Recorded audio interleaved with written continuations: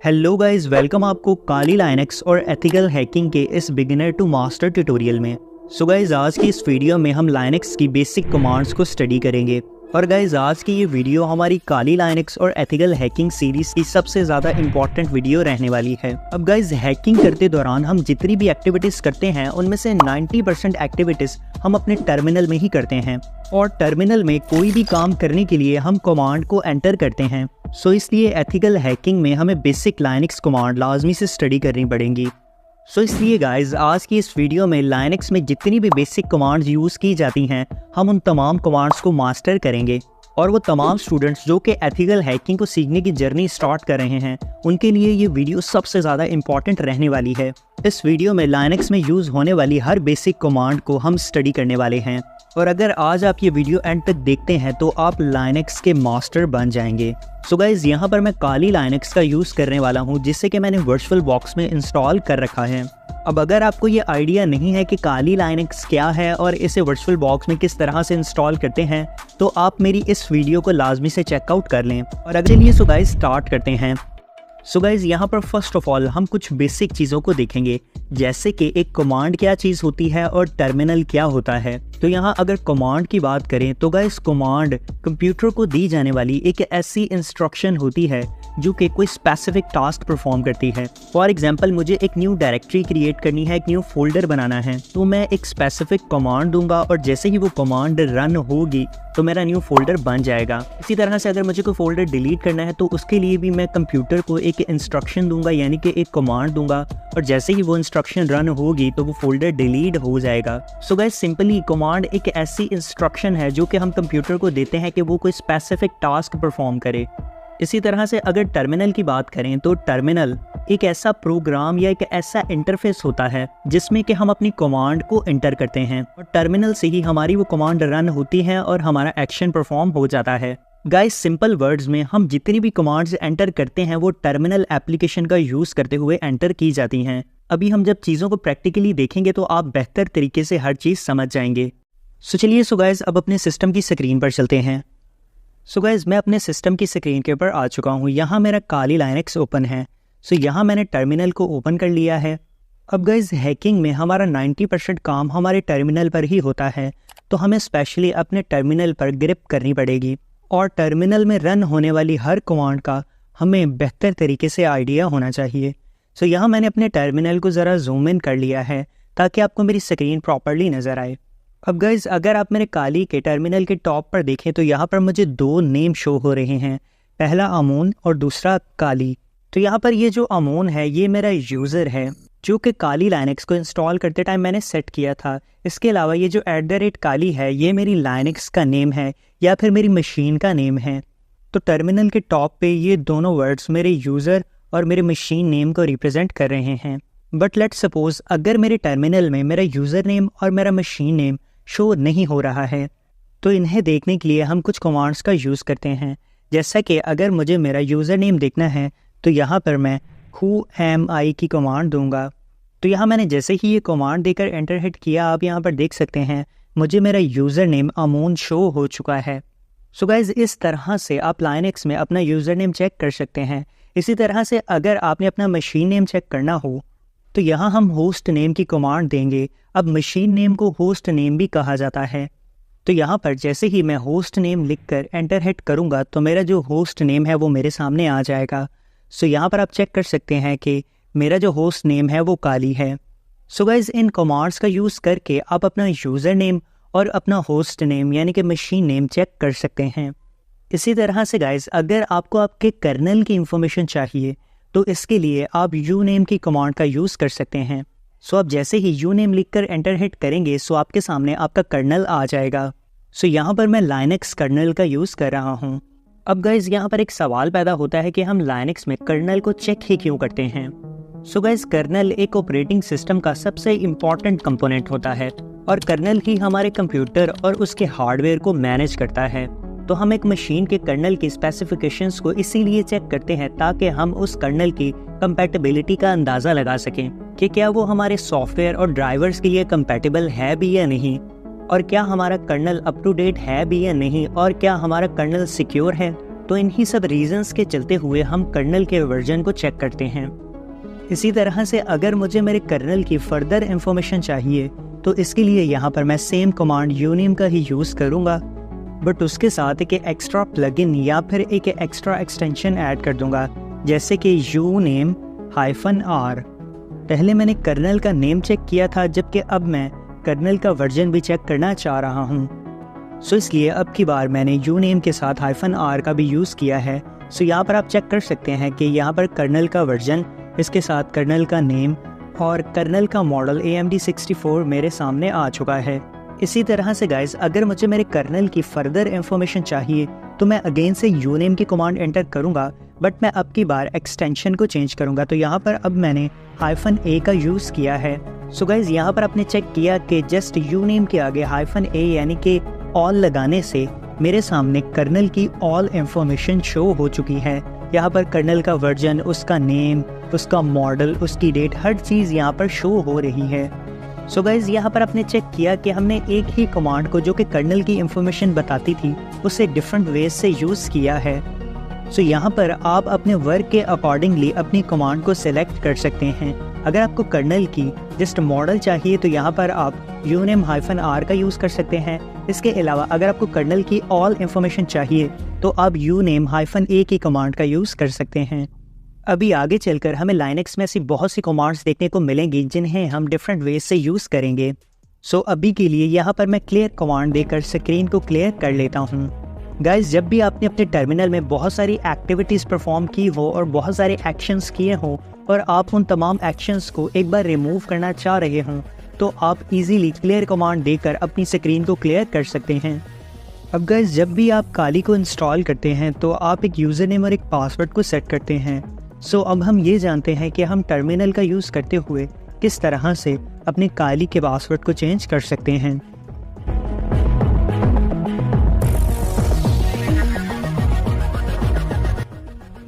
So terminal से काली के password को चेंज करने के लिए हम पास wd की कमांड का यूज़ करेंगे। आपने यहाँ पर स्पेलिंग की मिस्टेक बिल्कुल भी नहीं करनी है। सो आप जैसे ही ये कमांड लिखकर एंटर हिट करेंगे सो आपके सामने आपका यूज़र नेम आ जाएगा जिसका आपने पासवर्ड चेंज करना है और आपसे करंट पासवर्ड पूछा जाएगा। आपने करंट पासवर्ड एंटर करना है, देन आपने न्यू पासवर्ड को एंटर करना है। आपका न्यू पासवर्ड 6 डिजिट से कम ना हो। इसके बाद आपने पासवर्ड को वेरीफाई कर लेना है और एंटर करना है। सो इसके बाद गाइज आपका पासवर्ड सक्सेसफुली चेंज हो जाएगा। सो अब आप जितनी बार भी अपनी काली लाइनक्स मशीन को अगेन से स्टार्ट करेंगे आप न्यू पासवर्ड ही एंटर करेंगे। सो आई होप गाइज आपको टर्मिनल के थ्रू काली लाइनक्स मशीन के पासवर्ड चेंज करने का आइडिया हो चुका होगा। सो गाइज अब हम लाइनक्स की कुछ बेसिक नेटवर्किंग कमांड्स के बारे में भी जानेंगे जिन्हें कि हम पेनिट्रेशन टेस्टिंग और एथिकल हैकिंग के दौरान बार बार यूज़ भी करते हैं।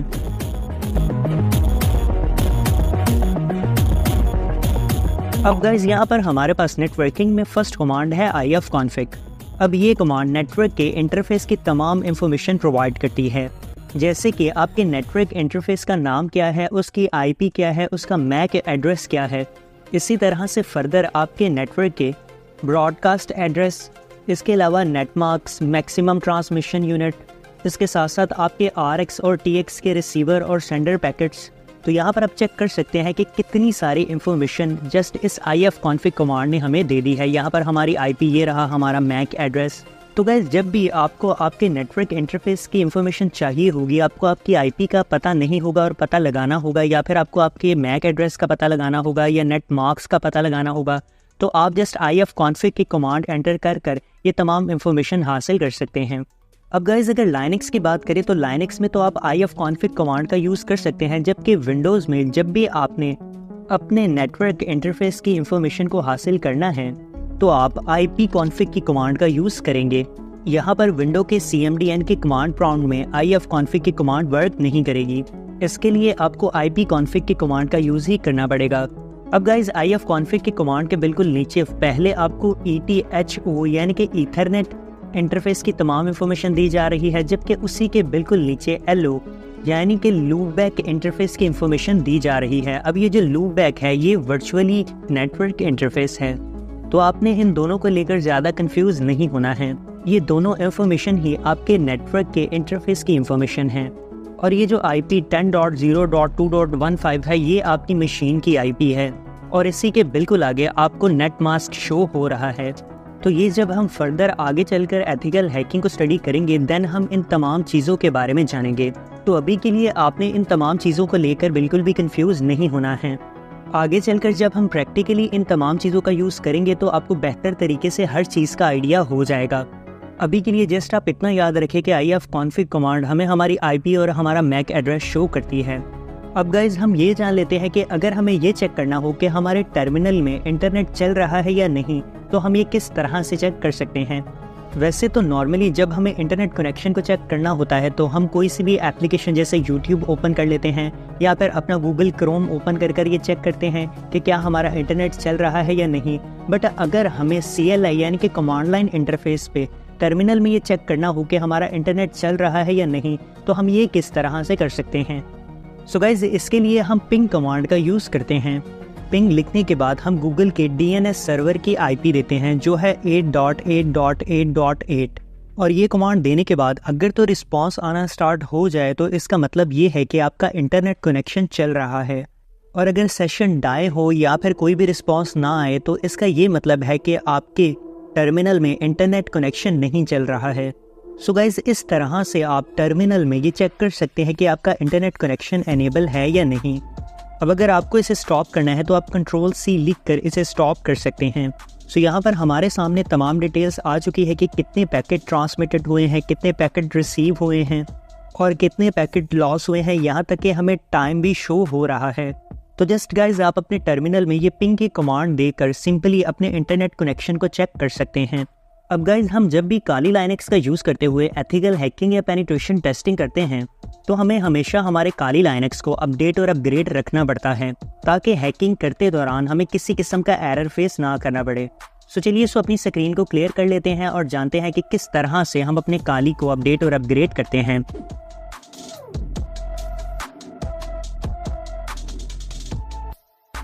सो गाइस काली को अपडेट करने के लिए हम दो मेथड्स का यूज़ करते हैं। पहला method as a privilege user और दूसरा एज अ सुपर यूज़र। अब गाइस ये जो प्रिविलेज यूज़र होता है इसके पास मशीन को एक्सेस करने के लिए ज़्यादा परमिशंस नहीं होती हैं और एज अ प्रिविलेज यूज़र जब भी आप काली को अपडेट या अपग्रेड करते हैं तो आपको हर कमांड के साथ सूडो का यूज़ करना पड़ता है। जबकि दूसरी तरफ जब आप सुपर यूज़र होते हैं तो आपके पास एडमिन की तमाम परमिशंस होती हैं और आप हर कमांड और हर टूल को इजीली यूज़ कर पाते हैं। और एज अ सुपर यूज़र जब आप अपनी काली को अपडेट और अपग्रेड करते हैं बिना कमांड के स्टार्ट में सूडो यूज़ किए हुए भी आपकी कमांड प्रॉपर्ली वर्क करती हैं। तो अभी हम अपनी काली को एज अ सुपर यूज़र और एज अ प्रिविलेज यूज़र दोनों मेथड्स के साथ अपडेट और अपग्रेड करेंगे और जब हम प्रैक्टिकली चीज़ों को परफॉर्म करेंगे तो आपको हर चीज़ का बेहतर तरीके से आइडिया हो जाएगा। सो गाइज यहाँ पर फर्स्ट ऑफ ऑल हम नॉर्मल यूज़र रहते हुए ही काली को अपडेट कर रहे हैं। तो यहाँ पर फर्स्ट कमांड है sudo apt अपडेट। सो आप जैसे ही ये कमांड देंगे आपकी काली अपडेट होना स्टार्ट हो जाएगी। अब गाइज यहाँ पर आपको थोड़ा वेट करना पड़ सकता है और जैसे ही आपकी ये कमांड कम्प्लीटली रन हो जाएगी तो आपको all packages are up to date लिखा हुआ आ जाएगा। अब गाइज मेरे पास काली क्योंकि पहले से ही अपडेट और अपग्रेड है इसलिए यहाँ पर ज़्यादा टाइम नहीं लगा है, जबकि आपको यहाँ पर थोड़ा वेट करना पड़ सकता है। इसके बाद हमारे पास जो सेकंड कमांड है वो है sudo apt अपग्रेड। अब आपकी ये कमांड भी काली के तमाम पैकेजेस को अपग्रेड कर देगी। इसमें भी आपको थोड़ा टाइम लग सकता है। यहाँ पर आप नीचे देख सकते हैं लिखा हुआ आ चुका है 0 अपग्रेड, 0 न्यूली इंस्टॉल और 0 रिमूव और 0 अपग्रेड्स, यानी कि मेरे पास अभी कोई भी ऐसा पैकेज नहीं है जो कि अपग्रेड होने वाला हो। इसके बाद हमारे पास थर्ड कमांड की बारी आती है जो है sudo apt full हाइफन और अपग्रेड। ये कमांड आपके काली के तमाम पैकेजेस को फुली तौर पर अपग्रेड और अपडेट कर देगी। यहाँ पर आप देख सकते हैं कि मेरे तमाम पैकेजेस पहले से ही अपग्रेड और अपडेट हैं, इसलिए यहाँ नीचे हर जगह 0 लिखा हुआ आया है। अब हमारे पास नेक्स्ट कमांड है sudo apt dist हाइफन और अपग्रेड। अब गाइज ये कमांड मेरे काली के डिस्ट्रीब्यूशन को कम्प्लीटली अपग्रेड कर देगी और अगर मैं काली का कोई ओल्ड वर्जन यूज़ कर रहा था तो मेरा काली का न्यूली वर्जन ऑटोमेटिकली इंस्टॉल हो जाएगा। तो यहाँ पर अभी 0 अपग्रेड आया है, डेट्स मीन कि मेरा काली फुली अपग्रेडेड और अपडेटेड है। अब गाइज ये तमाम कमांड्स देने के बाद आपका काली कम्प्लीटली अपडेट और अपग्रेड हो जाएगा। अब मैं यहाँ पर स्क्रीन को क्लियर करता हूँ और एज अ सुपर यूज़र बनकर काली को अपडेट और अपग्रेड करता हूँ। अब गाइस काली को as a super user use करने के लिए हम sudo su यानी कि सुपर यूज़र की कमांड देते हैं, और आप जैसे ही sudo su की कमांड देंगे तो आप सुपर यूज़र में एंटर कर जाएंगे। अब अगर आप यहाँ पर देखें तो मेरा पाथ कम्प्लीटली चेंज हो चुका है और मैं काली का रूट यूज़र बन चुका हूँ। अब मैं यहाँ पर काली को कम्प्लीटली यूज़ कर सकता हूँ और मेरे पास हर किस्म की परमिशन मौजूद है और मैं काली को एज अ एडमिन यूज़ कर रहा हूँ। और आप एज अ रूट यूज़र मेरी वर्किंग डायरेक्टरी चेक कर सकते हैं। मैं होम के अंदर अमून नाम की डायरेक्टरी में मौजूद हूँ। तो यहाँ पर मेरा पाथ भी कम्प्लीटली चेंज हो चुका है। अब गाइस पहले एज अ प्रिविलेज यूज़र जब मैं कोई कमांड दे रहा था तो मुझे स्टार्टिंग में sudo लगाना पड़ रहा था, जबकि अब की बार ऐसा नहीं है। अब अगर मैं बिना sudo लगाए भी कोई कमांड एंटर करता हूँ तो वो प्रॉपरली वर्क करेगी। यहाँ आपने देखा कि मैंने apt अपडेट लिखा है और यहाँ पर ये कमांड बिना किसी दिक्कत के कम्प्लीटली वर्क कर रही है। इसी तरह से अब मैं apt अपग्रेड की कमांड एंटर करता हूँ तो आप यहाँ पर देख सकते हैं कि ये भी कमांड बिना किसी दिक्कत के यहाँ पर प्रॉपरली रन हो चुकी है, जबकि एज अ प्रिविलेज यूज़र मेरे पास ये फैसिलिटी नहीं थी। मुझे हर कमांड से पहले लाजमी से sudo लगाना ही पड़ता था। अब guys same as it is आपने सुपर यूज़र में भी काली को अपडेट करने के लिए सेम कमांड्स ही एंटर करनी है जो कि हमने पहले एंटर की है, बट अब की बार जस्ट आपने sudo नहीं लगाना है। स्क्रीन पर आपको दोनों मेथड्स के थ्रू यानी कि प्रिविलेज यूज़र और सुपर यूज़र के थ्रू काली को अपडेट करने की कमांड्स दे दी गई हैं। आप जस्ट यहाँ से सिंपली इन कमांड्स को कॉपी करके अपने काली को अपडेट और अपग्रेड कर सकते हैं। सो आई होप गाइज आपको काली को अपडेट और अपग्रेड करने के कंप्लीट प्रोसेस के बारे में आइडिया हो चुका होगा। जब आप काली को अपडेट और अपग्रेड कर लें तो लास्ट पे आपने रीबूट की कमांड लाजमी से एंटर करनी है। इससे आपकी लाइनक्स मशीन एक बार अगेन से रीस्टार्ट होगी और तमाम लेटेस्ट अपडेट आपको आपकी मशीन में देखने को मिल जाएंगी। सो आई होप गाइज यहाँ तक आपको कोई भी कन्फ्यूजन नहीं रही होगी और आपको हर चीज़ का बेहतर आइडिया हो चुका होगा। अब मैं क्लियर कमांड देकर अपनी स्क्रीन को क्लियर कर लेता हूँ। अब गाइज अगर आपने रूट यूज़र से वापस से प्रिविलेज यूज़र में आना है तो जस्ट आपने सिंपल एग्जिट की कमांड एंटर करनी है, तो आप रूट यूज़र से वापस से प्रिविलेज यूज़र में एंटर कर जाएंगे।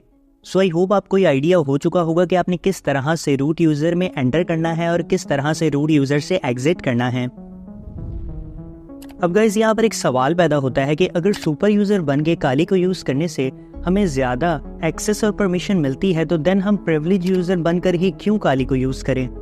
तो गाइज यहाँ अगर सुपर यूज़र बन के काली को यूज़ करने से हमें ज़्यादा कंट्रोल मिलता है और ज़्यादा एक्सेस मिलती है तो इसमें बहुत सारे सिक्योरिटीज़ के फ्लोज पैदा हो जाते हैं, और अगर हमारी मशीन पर कोई अटैक होता है या फिर हमारी मशीन में कोई वायरस एंटर करता है तो वो डायरेक्टली रूट यूज़र पर ही अटैक करेगा। इसलिए प्रिविलेज यूज़र बनकर काली को यूज़ करना ज़्यादा बेहतर है। सो आई होप गाइज आपको प्रिविलेज यूज़र और रूट यूज़र का बेहतर तरीके से आइडिया हो चुका होगा। सो गाइज अब हम ये जानते हैं कि अगर हमें मल्टीपल कमांड्स को एक ही बार में एंटर करना हो तो ये हम किस तरह से करेंगे।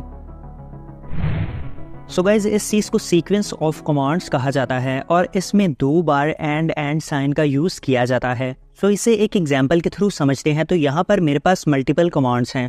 यहाँ पर जो पहली कमांड है वो पैकेजेस को अपडेट करती है और जो दूसरी कमांड है वो पैकेजेस को अपग्रेड करती है और जो थर्ड कमांड है वो स्क्रीन को क्लियर करती है। सो यहाँ पर मैं अपने टर्मिनल में इसी सीक्वेंस के साथ 1 बाय 1 ये तीनों कमांड्स को एंटर करूँगा। सबसे पहले मैं पैकेजेस को अपडेट करने वाली कमांड को एंटर करूंगा, फिर मैं पैकेजेस को अपग्रेड करने वाली कमांड को एंटर करूंगा और लास्ट पे मैं स्क्रीन को क्लियर कर देने वाली कमांड को एंटर करूंगा। बट सीक्वेंस ऑफ कमांड्स में ऐसा नहीं होता है। सीक्वेंस ऑफ कमांड्स में मैं एक ही कमांड देता हूं और मेरे ये तीनों एक्शंस एक ही बार में परफॉर्म हो जाएंगे। तो सीक्वेंस ऑफ कमांड्स में हम एंड साइन का यूज़ करते हैं और हम मल्टीपल कमांड्स को एंड साइन का यूज़ करके एक ही कमांड बना देते हैं।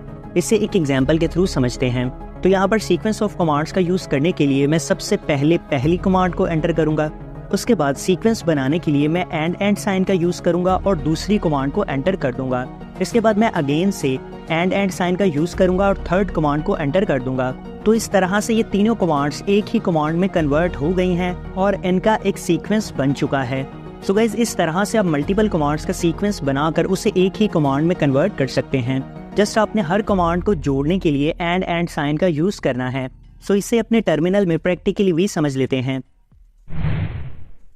सो गाइज यहाँ पर मैं सीक्वेंस ऑफ कमांड्स को एंटर करने वाला हूँ। तो यहाँ पर पहले मैंने sudo apt अपडेट एंड यहाँ पर मैं एंड का साइन यूज़ करूँगा जो कि कमांड के सीक्वेंस को रिप्रेजेंट करता है।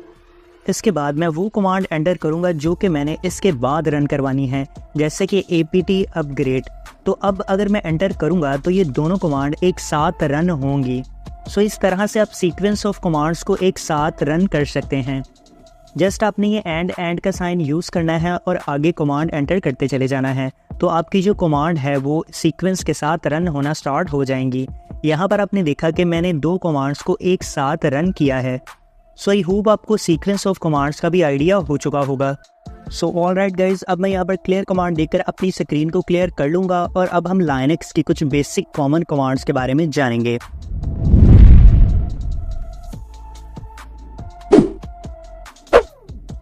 सो गाइज, यहाँ पर हमारे पास जो फर्स्ट कमांड है वो है pwd। तो मैं जैसे ही pwd लिखकर एंटर हिट करता हूँ तो आप यहाँ पर देख सकते हैं कि एक फाइल का पाथ शो हुआ है। यहाँ पर होम नाम से एक फोल्डर है और उसके अंदर अमून नाम से एक फोल्डर मौजूद है। अब गाइज, यहाँ पर pwd का मतलब होता है प्रेजेंट वर्किंग डायरेक्टरी, और ये कमांड हमें वो फोल्डर शो करवाती है जिसमें कि हम काम कर रहे होते हैं। और इस वक्त में मेरी प्रेजेंट वर्किंग डायरेक्टरी अमून नेम का फोल्डर है जो कि होम फोल्डर में प्रेजेंट है। यानी कि मेरे सिस्टम में अमून नेम का एक फ़ोल्डर बना है जो कि होम फोल्डर में मौजूद है, और यही अमून नाम का फ़ोल्डर मेरी प्रेजेंट वर्किंग डायरेक्टरी है। चलिए तो अब इसे फिजिकली भी अपने सिस्टम में चेक कर लेते हैं। तो यहाँ मैं अपने टर्मिनल को मिनिमाइज़ करूँगा और प्लेसेस में जाकर अपने कंप्यूटर्स के फोल्डर में जाऊँगा। सो गाइज, यहाँ पर मेरे सिस्टम के तमाम फोल्डर्स आ जाएंगे और यहाँ पर एक होम फोल्डर भी मौजूद है। अगर मैं इस होम फोल्डर पर डबल क्लिक करके इसे ओपन करता हूँ तो यहाँ पर अमून नाम का फोल्डर भी मौजूद है। सो गाइज, यही मेरी प्रेजेंट वर्किंग डायरेक्टरी है। सो अब हम इसे मिनिमाइज करते हैं और हम वापस से अपने टर्मिनल में चलते हैं। सो आई होप आपको pwd प्रेजेंट वर्किंग डायरेक्टरी का आइडिया हो चुका होगा और ये पता चल चुका होगा कि किस तरह से अपना वर्किंग पाथ चेक करते हैं। इसके बाद हमारे पास जो नेक्स्ट कमांड है वो है ls। अब गाइज, ls का मतलब होता है लिस्ट। इस कमांड के थ्रू हम जिस डायरेक्टरी में मौजूद होते हैं उस डायरेक्टरी में मौजूद तमाम फोल्डर्स, तमाम फाइल्स की लिस्ट को चेक कर सकते हैं। तो अभी के वक्त में जैसा कि मैं अमून नेम के फोल्डर में मौजूद हूँ जो कि होम नेम के फोल्डर में मौजूद है, तो अब अगर मुझे ये चेक करना है कि अमून नेम के फोल्डर में कितने फोल्डर्स मौजूद है या कितनी फाइल्स मौजूद हैं, तो ये मैं CLI यानी कि कमांड लाइन इंटरफेस में ls कमांड देकर चेक कर सकता हूँ। मैं सिंपली अपने टर्मिनल में ls कमांड देकर एंटर करूंगा और मुझे ये पता चल जाएगा कि मेरे अमून नेम के फोल्डर में कितने दूसरे फोल्डर्स मौजूद हैं और उनके नेम क्या हैं। चलिए तो गाइस, इसे प्रैक्टिकली देख लेते हैं। तो यहाँ पर ls लिख के जैसे ही मैं एंटर हिट करता हूँ तो यहाँ पर मेरे सामने तमाम फोल्डर्स आ जाएंगे। अब ये तमाम फोल्डर्स अमून नेम के इस डायरेक्टरी में मौजूद हैं। तो यहाँ पर ls कमांड ने वर्क किया और अमून नेम की डायरेक्टरी में जितने भी फोल्डर्स थे वो तमाम के तमाम यहाँ पर शो करवा दिए हैं। सो आई होप गाइज आपको ls कमांड का आइडिया हो चुका होगा कि ls कमांड किस लिए यूज की जाती है। अब हम इन तमाम फोल्डर्स को GUI यानी कि ग्राफिक यूजर इंटरफेस में भी देख लेते हैं। तो यहाँ पर मैं वापस से अपने अमून नेम के फोल्डर में जाऊंगा और मैं जैसे ही उसे ओपन करूंगा तो ये तमाम फोल्डर्स यहाँ पर प्रेजेंट हैं, और ls कमांड ने हमें अमून नेम के फोल्डर में यही तमाम फोल्डर्स शो करवाए हैं। So alright guys, I hope कि आपको ls कमांड का भी बेहतर तरीके से आइडिया हो चुका होगा। अब गाइज, ls कमांड को हम डिफरेंट फ्लैग्स के साथ भी यूज करते हैं, और फ्लैग को एक्सटेंशन या प्लगइन भी कहा जाता है। अब एक फ्लैग एक कमांड की प्रॉपर्टी को मॉडिफाई कर देता है। फॉर एग्जाम्पल, एक फोल्डर है XYZ। अब उस फोल्डर में मजीद 3 फोल्डर्स हैं जिनका नाम A, B और C है। अब अगर सिंपली मुझे XYZ फोल्डर के अंदर मौजूद फोल्डर्स को चेक करना है तो मैं ls कमांड दे दूंगा और मेरे सामने फोल्डर्स की लिस्ट आ जाएगी। बट अगर मैं अपने टर्मिनल में ls कमांड देता हूँ और उसके साथ एक फ्लैग -l ऐड कर देता हूँ तो मेरी इस कमांड का बिहेवियर मॉडिफाई हो जाएगा। पहले सिंपल ls कमांड मुझे जस्ट एक फोल्डर में मौजूद फोल्डर्स और फाइल का बता रही थी, जबकि अब -l का फ्लैग ऐड करने से ls कमांड मुझे ये भी बताएगी कि किस किस फोल्डर को कौन कौन सी परमिशंस अलाउ हैं और कौन सा फोल्डर लास्ट किस डेट को मॉडिफाई हुआ है और उस फोल्डर का साइज क्या है। So guys, just ls command के साथ एक न्यू फ्लैग -l यानी कि लॉन्ग लास्ट फॉर्मेट ऐड करने से ls कमांड की प्रॉपर्टी चेंज हो चुकी है। सो यहाँ ls कमांड के साथ डिफरेंट फ्लैग्स यूज किए जाते हैं, जैसे -a, -h, -R। तो यहाँ हर फ्लैग की अपनी एक यूनिक प्रॉपर्टी होती है और डिफरेंट फ्लैग्स डिफरेंट कामों के लिए यूज किए जाते हैं। सो अभी हम डिफरेंट फ्लैग्स को ls कमांड के साथ ट्राई करेंगे। सो गाइज, यहाँ पर मेरी प्रेजेंट वर्किंग डायरेक्टरी अमून थी जिसमें के मल्टीपल फोल्डर्स मौजूद हैं। अब गाइज, यहाँ पर मैं ls कमांड का यूज करूंगा और उसके साथ एक फ्लैग यूज करूंगा -r। अब गाइज, -r फ्लैग हमारे इन तमाम फोल्डर्स को रिवर्स करके दिखा देगा। तो जैसे ही ये कमांड मैं एंटर करता हूँ तो आप यहाँ पर देखेंगे कि ये तमाम फोल्डर रिवर्स ऑर्डर में यहाँ पर शो हो रहे हैं। पहले ls कमांड में डेस्कटॉप फर्स्ट फोल्डर था, जबकि अब ls-r कमांड के साथ डेस्कटॉप लास्ट फोल्डर बन चुका है। तो यहाँ -r फ्लैग की प्रॉपर्टी ये है कि ये फोल्डर्स को रिवर्स करके दिखाता है। इसी तरह से अब हम यहाँ पर मज़ीद कुछ फ्लैग्स को भी देख लेते हैं।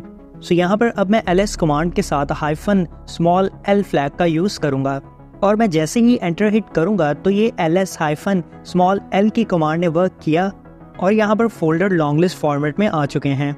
अगर ls की पहले की कमांड्स में देखें तो जस्ट फोल्डर्स के नेम शो हो रहे थे, जबकि अब की बार फोल्डर्स के साथ कुछ एक्स्ट्रा इन्फॉर्मेशन भी ऐड है। यहाँ पर अगर फर्स्ट में देखें तो हमें ये बताया जा रहा है कि हमारे इस फोल्डर को कौन कौन सी परमिशन अलाउ हैं। इसके बाद हमें ये बताया जा रहा है कि ये फोल्डर किस फोल्डर में मौजूद है, यानी कि इसका पेरेंट फोल्डर कौन सा है। इसके बाद हमें इस फोल्डर का साइज और लास्ट मॉडिफिकेशन डेट और टाइम बताया जा रहा है और लास्ट पे ऑफ कोर्स फोल्डर का नाम दिया गया है। अब गाइज एथिकल हैकिंग और साइबर सिक्योरिटी में काम की नौयत के हिसाब से डिफरेंट फ्लैग्स का यूज़ किया जाता है। इसके बाद गाइज हम मल्टीपल फ्लैग्स को एक ही बार में यूज़ कर सकते हैं। जैसे कि यहाँ पर एक फ्लैग है -h जो कि फोल्डर्स के साइज को केबीज में कन्वर्ट करके बताता है कि इस फोल्डर का साइज कितने केबी या कितने एमबी का है। तो यहाँ पर अब मैं ls कमांड देता हूँ और अब की बार मैं दो फ्लैग्स को इकट्ठे यूज़ करूँगा। तो यहाँ पर मैं ls-l यानी कि लॉन्ग लिस्ट फॉर्मेट और -h जो कि मुझे मेरे फोल्डर्स का साइज बताएगा। इसके बाद मैं एंटर हिट करूँगा। सो गाइज अब अगर आप यहाँ पर आउटपुट देखें तो इन दोनों फ्लैग्स ने इकट्ठे वर्क किया है। यहाँ पर पहले वाली कमांड में फोल्डर साइज डिफरेंट तरीके से दिखाई दे रहे थे, जबकि अब की बार फोल्डर के साइज केबीज में आ चुके हैं और यहाँ पर फोल्डर लॉन्ग लिस्ट फॉर्मेट में ही हैं। तो ये दोनों फ्लैग इकट्ठे वर्क किए हैं। अब गाइज यहाँ पर हम मल्टीपल फ्लैग्स को कुछ इस तरह से भी लिख सकते हैं, ls-l और h। यहाँ पर हमने पहले दो फ्लैग्स अलग अलग लिखे थे, जबकि अब की बार हमने दो फ्लैग्स इकट्ठे ही लिख दिए हैं। तो यहाँ पर मैं एंटर हिट करता हूँ तो सेम लाइक डैट ये पहले जैसे ही वर्क करेगा। तो यहाँ पर same folder long list format और केबीज में शो हुए हैं। तो यहाँ पर हम कुछ इस तरह से भी मल्टीपल फ्लैग्स का यूज़ कर सकते हैं। तो यहाँ पर अब मैं तीन इकट्ठे फ्लैग्स का यूज़ करूँगा, l, h और r। l long list format के लिए, h साइज के लिए और r रिवर्स के लिए। तो यहाँ पर मैं जैसे ही एंटर हिट करूँगा तो आप यहाँ पर देख सकते हैं कि यहाँ पर लॉन्ग लिस्ट फॉर्मेट में डाटा शो हुआ है और यहाँ पर केबीज में शो हुआ है और r यानी रिवर्स शो हुआ है। तो यहाँ पर पहले डेस्कटॉप का फोल्डर टॉप पे था, जबकि अब की बार डेस्कटॉप का फोल्डर बॉटम पे आ चुका है, यानी कि मेरे तमाम फोल्डर्स रिवर्स ऑर्डर में आ चुके हैं और ये तीनों फ्लैग्स इकट्ठे वर्क किए हैं। सो आई होप गाइज आपको फ्लैग्स का आइडिया हो चुका होगा और ये भी पता चल चुका होगा कि किस तरह से मल्टीपल फ्लैग्स को एक ही बार में यूज़ करते हैं। तो यहाँ पर मैं क्लियर कमांड देकर स्क्रीन को क्लियर कर लेता हूँ। अब गाइज ये जो कमांड के साथ फ्लैग यूज़ होते हैं ये केस सेंसिटिव होते हैं, यानी कि ये अपर केस लेटर और लोअर केस लेटर पर डिफरेंट रिएक्ट करते हैं। फॉर एग्जाम्पल जैसे कि अगर मैं ls कमांड के साथ एक फ्लैग यूज़ करता हूँ -r, तो इस कमांड के साथ ये फ्लैग हमारे एग्जिस्टिंग फोल्डर्स को रिवर्स करके दिखाता है और इस फ्लैग का एक स्पेसिफिक टास्क है। इसी तरह से अगर मैं ls कमांड के साथ -R फ्लैग का यूज़ करता हूँ तो ये फ्लैग ls कमांड के साथ डिफरेंटली वर्क करेगा और इसका एक अलग काम होगा। और ls कमांड के साथ इस R फ्लैग को रिकर्सिव बोलते हैं। तो ये कमांड एक डिफरेंट टास्क परफॉर्म करेगी, यानी कि हमारे फ्लैग केस सेंसिटिव होते हैं और अपर और लोअर केस लेटर पर डिफरेंट रिएक्ट करते हैं। चलिए तो इसे प्रैक्टिकली भी देख लेते हैं। सो गाइज यहाँ पर फर्स्ट ऑफ ऑल सिंपली मैं ls कमांड दूंगा और अपनी प्रेजेंट वर्किंग डायरेक्टरी के फोल्डर्स को चेक करूंगा। अब मैं यहाँ पर ls कमांड अगेन से दूंगा और इसके साथ एक फ्लैग यूज़ करूंगा -r। तो यहाँ पर जैसे ही इस फ्लैग के साथ ये कमांड रन हुई तो मेरे जितने फोल्डर्स थे वो सारे के सारे रिवर्स हो चुके हैं। मेरा फर्स्ट वाला फोल्डर लास्ट पे जा चुका है और मेरा लास्ट वाला फोल्डर फर्स्ट पे आ चुका है। तो यहाँ पर फोल्डर्स का ऑर्डर चेंज हो चुका है। अब हम ls कमांड का यूज़ करेंगे, बट अब की बार हम उसके साथ -R फ्लैग का यूज़ करने वाले हैं। पहले हमने r फ्लैग का यूज़ किया, जबकि अब की बार हम R फ्लैग का यूज़ करेंगे। अब गाइज ls के साथ R फ्लैग फोल्डर्स के साथ साथ उनके अंदर मौजूद कंटेंट भी शो करवाता है कि एक फोल्डर के अंदर कौन कौन सी फाइल्स मौजूद हैं। सो गाइज यहाँ पर आप देख सकते हैं कि फोल्डर्स के नेम तो शो हो रहे हैं मगर उनके अंदर का कंटेंट यहाँ पर शो नहीं हुआ है, यानी कि ये तमाम फोल्डर्स खाली हैं, इनके अंदर कोई भी कंटेंट मौजूद नहीं है। अगर इनके अंदर कोई कंटेंट होता तो ये रिकर्सिव कमांड देते ही इनके अंदर का कंटेंट हमारे सामने आ जाता। तो चलिए तो इन फोल्डर में से किसी एक फोल्डर में कोई कंटेंट लाते हैं और देन इस रिकर्सिव कमांड का यूज़ करके फोल्डर में कंटेंट को चेक करते हैं। तो यहाँ पर मैं अभी अपने टर्मिनल को मिनिमाइज़ करता हूँ और यहाँ पर मैं एक स्क्रीनशॉट ले लेता हूँ। तो यहाँ पर स्क्रीनशॉट लेने के बाद अब अगर हम अपने सिस्टम के फोल्डर्स को ओपन करते हैं तो यहाँ पर अब पिक्चर नेम का जो फोल्डर है उसमें स्क्रीनशॉट के नाम से एक न्यू फोल्डर बन चुका है और उसी में हमारा ये स्क्रीनशॉट कैप्चर हुआ है। तो गाइज़ अब यहाँ पर हमारे फोल्डर्स में मीडिया आ चुका है। सो गाइज़ अब अगर हम अपने टर्मिनल में जाकर रिकर्सिव कमांड अगेन से एंटर करते हैं तो हमें कंटेंट शो होगा, क्योंकि अब हमारे पिक्चर्स के फोल्डर में एक न्यू स्क्रीनशॉट ऐड हो चुका है। सो गाइज़ अब मैं यहाँ पर ls-R कमांड अगेन से दूंगा तो अब आप यहाँ पर चेक कर सकते हैं कि हमारे तमाम फोल्डर्स अगेन से हमारे पास आ चुके हैं, वैसे ही डेस्कटॉप, डॉक्यूमेंट, डाउनलोड और म्यूज़िक। बट अगर आप पिक्चर फोल्डर में देखें तो यहाँ पर स्क्रीनशॉट के नाम से एक न्यू फोल्डर बना है और यहाँ पर ये स्क्रीनशॉट फोल्डर का पाथ और ये नीचे उस स्क्रीनशॉट फोल्डर में मौजूद क्लिक किया गया स्क्रीनशॉट। सो आई होप कि आपको ls के साथ -R फ्लैग का भी आइडिया हो चुका होगा कि ये किस लिए यूज़ होता है। सो आई होप गाइज कि आप केस सेंसिटिव फ्लैग के कॉन्सेप्ट को भी कम्प्लीटली समझ चुके होंगे। सो अब मैं यहाँ पर क्लियर कमांड देकर अपनी स्क्रीन को क्लियर कर लेता हूँ। सो गाइज अब हमें ls कमांड का कम्प्लीटली आइडिया हो चुका है और हमें ये भी पता चल चुका है कि ls कमांड के साथ किस तरह से डिफरेंट फ्लैग्स का यूज़ होता है और हमने ls कमांड के साथ केस सेंसिटिव फ्लैग्स को भी देखा। अब गाइज हम यहाँ पर बात करेंगे एक कमांड की इंफॉर्मेशन की कि एक कमांड की इंफॉर्मेशन किस तरह से हासिल की जा सकती है, जैसे कि वो कमांड किस पर्पस के लिए यूज़ की जाती है और उस कमांड में कौन कौन से फ्लैग यूज़ होते हैं और किस फ्लैग को किस मकसद के लिए यूज़ किया जाता है। सो गाइज एक कमांड की इंफॉर्मेशन लेने के लिए हम मेनली 3 तरीके यूज़ करते हैं। फर्स्ट इन्फो कमांड का यूज़ करके, सेकंड मैन कमांड का यूज़ करके और थर्ड और लास्ट -हेल्प कमांड के थ्रू। सो गाइज इन्हीं 3 टेक्निक्स के थ्रू किसी कमांड की इंफॉर्मेशन को हासिल किया जाता है। जैसे कि फॉर एग्जांपल अगर मैं फर्स्ट टेक्निक का यूज़ करता हूँ तो मैं इन्फो लिखूंगा और आगे वो कमांड दूंगा जिसकी मुझे इंफॉर्मेशन चाहिए। जैसे कि अगर मुझे ls कमांड की इंफॉर्मेशन चाहिए तो यहाँ पर मैं इन्फो ls लिखूंगा तो ls कमांड की इंफॉर्मेशन मेरे सामने आ जाएगी। इसी तरह से सेकंड टेक्निक में मैं मैन लिखूंगा और आगे कमांड दे दूंगा जिसकी मुझे इंफॉर्मेशन चाहिए हो, और थर्ड और लास्ट टेक्निक में मैं वो कमांड दूंगा जिसकी मुझे इंफॉर्मेशन चाहिए और फिर मैं उसके आगे -हेल्प लिख दूंगा तो वो कमांड की तमाम इंफॉर्मेशन मेरे सामने आ जाएगी। सो चलिए सो गाइज इन तीनों मेथड्स को प्रैक्टिकली भी देख लेते हैं। तो यहाँ सबसे पहले हम इन्फो कमांड का यूज़ करेंगे कमांड की इंफॉर्मेशन को हासिल करने के लिए। तो यहाँ मैं ls कमांड की इंफॉर्मेशन हासिल कर रहा हूँ। तो यहाँ जैसे ही मैंने एंटर हिट किया तो ls कमांड की तमाम इंफॉर्मेशन मेरे सामने आ चुकी है और इसके साथ साथ ls कमांड के तमाम फ्लैग्स यहाँ पर आ चुके हैं कि अगर मैं यहाँ पर -i फ्लैग का यूज़ करता हूँ तो क्या होगा। तो यहाँ पर डिटेल से बताया गया है कि -i का फ्लैग ls कमांड के साथ क्या वर्क करता है। इसी तरह से गाइज यहाँ -t का बताया गया है कि मैं अगर -t फ्लैग का यूज़ करता हूँ तो ये क्या वर्क करेगा। तो यहाँ पर गाइज हमें ls कमांड की कंप्लीट इंफॉर्मेशन देखने को मिल रही है। अब अगर आपको यहाँ से एग्जिट जाना है तो आप Ctrl+C करके एग्जिट हो जाएंगे। अब मैं यहाँ पर मज़ीद एक कमांड की इंफॉर्मेशन चेक कर लेता हूँ। तो यहाँ पर मैं इन्फो pwd की कमांड दूंगा, यानी कि प्रेजेंट वर्किंग डायरेक्टरी कमांड की हम इंफॉर्मेशन चेक करने वाले हैं। तो यहाँ पर आप देख सकते हैं कि हमें बताया जा रहा है कि pwd कमांड करंट डायरेक्टरी को प्रिंट करती है। इसके अलावा यहाँ पर हमें ये बताया जा रहा है कि -l फ्लैग के साथ ये वर्क करती है, -p फ्लैग के साथ ये वर्क करती है। सो गाइज इस तरह से हम इन्फो कमांड का यूज़ करके किसी भी कमांड की इंफॉर्मेशन को चेक कर सकते हैं। सो ऑलराइट गाइज अब हम यहाँ पर सेकंड टेक्निक का यूज़ करेंगे कमांड की इंफॉर्मेशन को हासिल करने के लिए, यानी कि हम मैन कमांड का यूज़ करेंगे। तो यहाँ पर मैं मैन लिखूंगा। सो गाइज यहाँ पर मैन का मतलब होता है मैनुअल। तो यहाँ पर मैन लिखने के बाद हम वो कमांड देंगे जिसकी हमें इंफॉर्मेशन चाहिए। तो यहाँ ls कमांड टाइप कर लेता हूँ। सो गाइज यहाँ पर मैन कमांड ने भी हमें ls कमांड की तमाम इंफॉर्मेशन दे दी है। यहाँ टॉप पे हमें ये बताया जा रहा है कि ls कमांड डायरेक्टरीज की लिस्ट को चेक करने के लिए यूज़ की जाती है। इसके अलावा ये किन किन फ्लैग्स के साथ यूज़ की जाती है। यहाँ सबसे पहले हमें -a फ्लैग के बारे में बताया जा रहा है जिसका मतलब होता है ऑल, और ये फ्लैग हमें ऑल फोल्डर्स दिखाता है, वो भी फोल्डर्स जो कि डॉट से स्टार्ट हो रहे होते हैं, यानी कि हिडन फोल्डर्स होते हैं। तो अभी हम ls कमांड के साथ इस -a के फ्लैग को ट्राई करेंगे। इसके अलावा गाइस हमें ये बताया जा रहा है कि -A फ्लैग क्या वर्क करता है। इसके अलावा -b फ्लैग क्या वर्क करता है। C फ्लैग भी यहाँ पर दिए गए हैं। यहाँ पर नीचे अगर देखें तो यहाँ पर हमें डिफरेंट किस्म के फ्लैग्स देखने को मिल जाएंगे और उनके साथ उनकी डिटेल भी मौजूद है कि कौन सा फ्लैग क्या काम करता है। सो गाइस, इस तरह से हम मैनुअल का यूज़ करके किसी भी कमांड की इंफॉर्मेशन को बड़ी आसानी से हासिल कर सकते हैं। अब अगर आपको यहाँ से एग्जिट करना है तो आप क्यू टाइप करके क्विट कर सकते हैं। सो गाइस, यहाँ पर हमने फर्स्ट 2 टेक्निक्स के थ्रू कमांड की इंफॉर्मेशन को हासिल करना सीख लिया है। अब बचती है लास्ट टेक्निक, जिसमें कि हाइफन हेल्प कमांड का यूज़ किया जाता है। बट उससे पहले हम ls कमांड के साथ -a फ्लैग का यूज़ करेंगे और लाइनक्स में मौजूद हिडन फोल्डर्स के बारे में जानेंगे।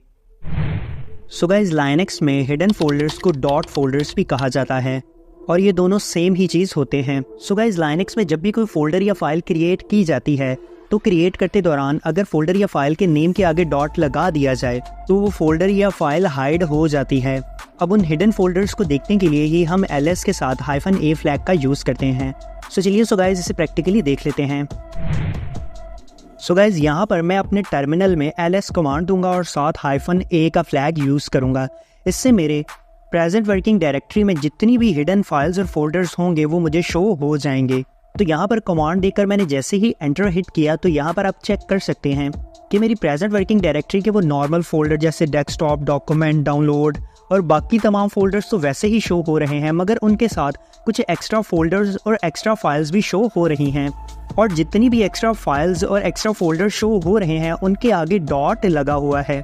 तो इसका ये मतलब है कि ये तमाम फोल्डर्स और फाइल हिडन थी और नॉर्मल ls कमांड देने से शो नहीं होनी थी। इसीलिए हिडन फाइल्स और हिडन फोल्डर्स को देखने के लिए हमने ls के साथ एक फ्लैग -a ऐड किया। चलिए तो इस चीज़ को GUI यानी ग्राफिक यूज़र इंटरफेस में भी देख लेते हैं। तो यहाँ मैं टर्मिनल को मिनिमाइज़ करके अपने फोल्डर्स में जाऊँगा। तो यहाँ आप देख सकते हैं कि ये वो नॉर्मल फोल्डर्स हैं जो कि ls कमांड से भी शो होते हैं। बट अगर मैं यहाँ पर 3 डॉट्स पर क्लिक करके शो हिडन फाइल्स करता हूँ तो यहाँ पर आप देख सकते हैं कि कितने सारे हिडन फाइल्स और कितने सारे हिडन फोल्डर्स यहाँ पर शो हो रहे हैं। सो यही तमाम फोल्डर्स और फाइल ls-a की कमांड से हमें शो हुए हैं। तो अगर मुझे वापस से इन फाइल्स और फोल्डर्स को वैसे ही करना है तो यहाँ पर मैं 3 डॉट्स पे क्लिक करूँगा और इस ऑप्शन को अगेन से चेक कर दूंगा। तो ये तमाम फोल्डर्स और फाइल अगेन से हाइड हो चुके हैं। चलिए तो वापस से अपने टर्मिनल में चलते हैं। सो आई होप गाइज आपको ये आइडिया हो चुका होगा कि लाइनक्स में किस तरह से हिडन फोल्डर्स को चेक करते हैं। तो यहाँ अब मैं अपनी स्क्रीन को क्लियर कर लेता हूँ और अब हम इस थर्ड और लास्ट टेक्निक के बारे में जानेंगे जिसके थ्रू कमांड की इंफॉर्मेशन को हासिल किया जा सकता है। सो गाइज, इसके लिए आपने फर्स्ट ऑफ ऑल वो कमांड देनी है जिसके बारे में आपको इंफॉर्मेशन चाहिए। तो यहाँ लेट्स सपोज मुझे ls कमांड की ही इंफॉर्मेशन चाहिए, तो यहाँ पर मैं ls कमांड लिखूंगा, उसके बाद -हेल्प लिख दूंगा। सो गाइज, मैं जैसे ही एंटर हिट करूंगा तो ls कमांड की तमाम इंफॉर्मेशन मेरे पास आ जाएगी। अगर मैं स्क्रॉल करके टॉप पर जाता हूँ तो आप यहाँ पर देख सकते हैं कि मेरे पास फर्स्ट ऑफ ऑल मुझे ये बताया जा रहा है कि ये कमांड क्या काम करती है। देन उस कमांड के तमाम फ्लैग्स यहाँ पर नीचे दिए गए हैं। जितने भी फ्लैग्स इस कमांड के साथ यूज़ किए जा सकते हैं उन तमाम फ्लैग्स की इंफॉर्मेशन यहाँ पर मेरे पास दी गई है। सो गाइज, इस तरह से आप हेल्प कमांड का यूज़ करके किसी भी कमांड को कैसे यूज़ करना है ये प्रॉपर तौर पर जान सकते हैं। सो अब मैं यहाँ पर स्क्रीन को क्लियर कमांड देकर क्लियर कर लेता हूँ। एंड आई होप गाइस कि आपको इन तीनों टेक्निक्स का ही आइडिया हो चुका होगा जो कि किसी भी कमांड की इंफॉर्मेशन को हासिल करने के लिए यूज़ की जाती हैं। सो चलिए गाइस, अब मज़ीद चीज़ों की तरफ मूव करते हैं और डायरेक्टरीज़ में किस तरह से आगे पीछे मूव किया जाता है और किस तरह से अपनी प्रेजेंट वर्किंग डायरेक्टरी को चेंज किया जाता है इसके बारे में जानते हैं। सो यहाँ पर सबसे पहले मैं pwd की कमांड देकर अपनी प्रेजेंट वर्किंग डायरेक्टरी को चेक कर लेता हूँ। तो यहाँ पर अभी के टाइम में मेरी प्रेजेंट वर्किंग डायरेक्टरी होम के अंदर अमून है। सो ऑलराइट गाइज, अब मैं यहाँ पर ls कमांड दूंगा और अमून नेम के फोल्डर में जितने भी फोल्डर्स हैं वो यहाँ पर मेरे सामने आ जाएंगे। तो यहाँ पर मेरी प्रेजेंट वर्किंग डायरेक्टरी में जितने भी फोल्डर्स, जितनी भी डायरेक्टरीज थी वो यहाँ पर मेरे सामने आ चुकी हैं। अब गाइज, यहाँ पर हमारे सामने बहुत सारे फोल्डर्स के नेम आ चुके हैं। अब हम इनमें से किसी भी फोल्डर में मूव कर सकते हैं। अब गाइज, लाइनक्स में फोल्डर्स को डायरेक्टरी कहा जाता है, तो यहाँ पर आपने बिल्कुल भी कंफ्यूज नहीं होना है। तो जहाँ पर भी मैं डायरेक्टरी का वर्ड यूज़ कर रहा हूँ आप समझ जाएं कि उसका मतलब फोल्डर है। तो यहाँ पर अभी हम म्यूज़िक वाले फोल्डर के अंदर मूव करते हैं, तो यहाँ पर मैं cd की कमांड यूज़ करूँगा। यहाँ cd का मतलब होता है चेंज डायरेक्टरी और आगे उस फोल्डर का नेम जिसके अंदर हमने मूव करना है। तो यहाँ पर हम म्यूज़िक वाले फोल्डर में मूव करना चाहते हैं, तो म्यूज़िक का M कैपिटल और बाकी वर्ड स्मॉल और एंटर हिट करूँगा। तो एंटर हिट करने के बाद हम म्यूज़िक वाले फोल्डर के अंदर आ चुके हैं। तो यहाँ पर /म्यूज़िक लिखा हुआ आ चुका है। इसके अलावा टॉप पर भी आप देख सकते हैं कि यहाँ पर हमारी फाइल का पाथ चेंज हो चुका है। तो अब अगर मैं यहाँ पर PWD यानी अपनी प्रेजेंट वर्किंग डायरेक्टरी को अगेन से चेक करता हूँ तो यहाँ पर आप देख सकते हैं कि मेरी प्रेजेंट वर्किंग डायरेक्टरी चेंज हो चुकी है। /होम यानी होम के अंदर अमून नेम की डायरेक्टरी है और अमून नेम की डायरेक्टरी में म्यूजिक नेम की एक डायरेक्टरी है, अभी मैं उसके अंदर प्रेजेंट हूँ। सो गाइज यहाँ पर आप चेक कर सकते हैं कि मेरी प्रेजेंट वर्किंग डायरेक्टरी का पाथ कम्प्लीटली चेंज हो चुका है। अब अगर मुझे वापस से म्यूजिक नेम की डायरेक्टरी से अमून नेम की डायरेक्टरी में जाना है तो ये मैं किस तरह से करूँगा, तो इसके लिए भी मैं cd की कमांड का ही यूज़ करूँगा। सो गाइज एक स्टेप बैक आने के लिए यानी एक डायरेक्टरी पीछे आने के लिए हम cd का यूज़ करते हैं। तो यहाँ मैंने जैसे ही cd हिट किया तो मैं वापस से अमून नेम के फोल्डर में आ चुका हूँ और पहले यहाँ पर म्यूज़िक लिखा हुआ था जबकि अब वो यहाँ से हट चुका है। अब अगर मैं यहाँ पर PWD यानी प्रेजेंट वर्किंग डायरेक्टरी चेक करता हूँ तो आप यहाँ पर देखेंगे कि मैं वापस से होम में मौजूद अमून डायरेक्टरी में आ चुका हूँ और यही अब मेरी प्रेजेंट वर्किंग डायरेक्टरी है। सो गाइज यहाँ पर cd यानी चेंज डायरेक्टरी के साथ डॉट लगा देने से हम एक डायरेक्टरी बैक आ जाते हैं। सो अब क्लियर कमांड देकर मैं स्क्रीन को क्लियर कर लेता हूँ। सो ऑलराइट गाइज, अभी ये जो प्रोसेस हमने CLI यानी कमांड लाइन इंटरफेस में परफॉर्म किया है, इसी प्रोसेस को अभी हम GUI यानी कि ग्राफिक यूज़र इंटरफेस में समझेंगे ताकि आपको बेहतर तरीके से हर चीज़ का आइडिया हो जाए। So guys first of all मैंने अपने टर्मिनल में PWD यानी कि प्रेजेंट वर्किंग डायरेक्टरी की कमांड दी और अपनी प्रेजेंट वर्किंग डायरेक्टरी को चेक किया तो मुझे पता चला कि मेरी प्रेजेंट वर्किंग डायरेक्टरी होम के अंदर अमून नेम का एक फ़ोल्डर है। इसके बाद मैंने ls कमांड दी यानी कि लिस्ट कमांड, ताकि मैं ये देख सकूं कि अमून नेम के फ़ोल्डर में मज़ीद कितने फ़ोल्डर्स मौजूद हैं। तो ls कमांड से अमून नेम के फ़ोल्डर में मौजूद बाकी फ़ोल्डर्स की लिस्ट और नेम मेरे सामने आ गए। तो यहाँ पर मेरे पास बहुत सारे फ़ोल्डर्स मौजूद थे तो मैंने यहाँ पर म्यूज़िक नेम के फ़ोल्डर में जाना था। तो म्यूज़िक नेम के फ़ोल्डर में एंटर होने के लिए मैंने cd यानी चेंज डायरेक्टरी की कमांड का यूज़ किया। मैंने cd लिखा और बाद में उस फोल्डर का नेम जिसके अंदर मैंने मूव करना था, तो फोल्डर का नेम म्यूज़िक था तो मैंने म्यूज़िक लिख दिया। इसके बाद मैं म्यूज़िक नेम के फ़ोल्डर में एंटर हो गया। इसके बाद मैंने PWD की कमांड देकर अगेन से अपनी प्रेजेंट वर्किंग डायरेक्टरी चेक की तो मेरे सामने मेरी प्रेजेंट वर्किंग डायरेक्टरी का पाथ आ गया और मुझे ये पता चल गया कि मैं होम अमून नेम के फ़ोल्डर में मौजूद म्यूज़िक नेम के फ़ोल्डर में प्रेजेंट हूँ। इसके बाद मैंने इस फोल्डर से वापस से बाहर जाने के लिए cd कमांड का यूज़ किया और इससे मैं एक फ़ोल्डर बैक आ गया। सो आई होप गाइज आपको इस GUI मोड में तमाम चीज़ों का आइडिया हो चुका होगा कि CLI यानी कि कमांड लाइन इंटरफेस में ये तमाम प्रोसेस किस तरह से वर्क किया था और अब आपको हर सिंगल कमांड का भी बेहतर तरीके से आइडिया हो चुका होगा। अब गाइज हम यहाँ पर मज़ीद cd यानी चेंज डायरेक्टरी की कमांड को समझते हैं। तो यहाँ पर मैंने PWD करके अपनी लोकेशन चेक की तो यहाँ पर अभी मेरी प्रेजेंट वर्किंग डायरेक्टरी अमून है। सो यहाँ पर मैं ls यानी लिस्ट की कमांड देकर अपने फोल्डर्स चेक करता हूँ तो यहाँ पर गाइज मेरे सामने तमाम फोल्डर्स आ चुके हैं। सो अभी गाइज हम म्यूज़िक वाले फोल्डर के अंदर गए थे, अब हम यहाँ पर डेस्कटॉप वाले फोल्डर में मूव करेंगे। सो गाइज यहाँ पर डेस्कटॉप वाले फोल्डर में जैसे ही हम आएंगे तो हम इसमें जो भी एक्टिविटी करेंगे वो हमारे इस डेस्कटॉप पर शो होगी। तो चलिए इसे ज़रा प्रैक्टिकली देख लेते हैं। तो यहाँ डेस्कटॉप वाले फोल्डर में मूव करने के लिए cd यानी चेंज डायरेक्टरी की कमांड, तो यहाँ डेस्कटॉप फोल्डर में D कैपिटल है इसलिए हम यहाँ पर D कैपिटल ही लिखेंगे। इसके बाद जैसे ही हम एंटर हिट करेंगे तो हम यहाँ पर डेस्कटॉप वाले फोल्डर में मूव कर चुके हैं। सो आप यहाँ पर देख सकते हैं यहाँ /डेस्कटॉप लिखा हुआ आ चुका है और अगर हम ऊपर भी देखें तो यहाँ पर भी डेस्कटॉप लिखा हुआ आ चुका है। तो अब अगर मैं अपनी प्रेजेंट वर्किंग डायरेक्टरी चेक करता हूँ तो आप यहाँ पर देख सकते हैं कि अमून नेम के अंदर जो डेस्कटॉप का फोल्डर है मैं उसके अंदर आ चुका हूँ और डेस्कटॉप अभी के वक्त में मेरी प्रेजेंट वर्किंग डायरेक्टरी बन चुकी है। तो अब मैं डेस्कटॉप में जो भी एक्टिविटी करूँगा वो मुझे मेरे डेस्कटॉप यानी मेरी स्क्रीन पर शो होगी। सो अभी मैं यहाँ पर ls कमांड देकर एंटर हिट करता हूँ तो यहाँ पर आप देख सकते हैं कि कुछ भी शो नहीं हुआ है। तो इसका मतलब यह है कि डेस्कटॉप पे कोई भी फाइल या कोई भी फोल्डर मौजूद नहीं है। बट गाइस अगर हम फिजिकली अपने डेस्कटॉप पर जाकर देखें तो आप यहाँ पर देख सकते हैं कि हमारे डेस्कटॉप पर होम नेम से एक आइकन मौजूद है और ट्रैश यानी रिसाइकल बिन का एक आइकन मौजूद है। सो गाइस ls कमांड हमें कभी भी ये आइकन शो नहीं करेगी, वो जस्ट हमें फाइल और फोल्डर्स दिखाती है। इसलिए ls कमांड देने से यहाँ पर डेस्कटॉप में कुछ भी शो नहीं हुआ है। सो अब हम यहाँ पर डेस्कटॉप पर न्यू फोल्डर्स बनाते हैं और हम ये जानते हैं कि किस तरह से न्यू डायरेक्टरीज यानी कि न्यू फोल्डर्स बनाए जाते हैं। तो यहाँ मैं क्लियर कमांड देकर सबसे पहले स्क्रीन को क्लियर कर लेता हूँ। सो ऑलराइट गाइज, अभी मेरी प्रेजेंट वर्किंग डायरेक्टरी आप यहाँ पर देख सकते हैं कि डेस्कटॉप है।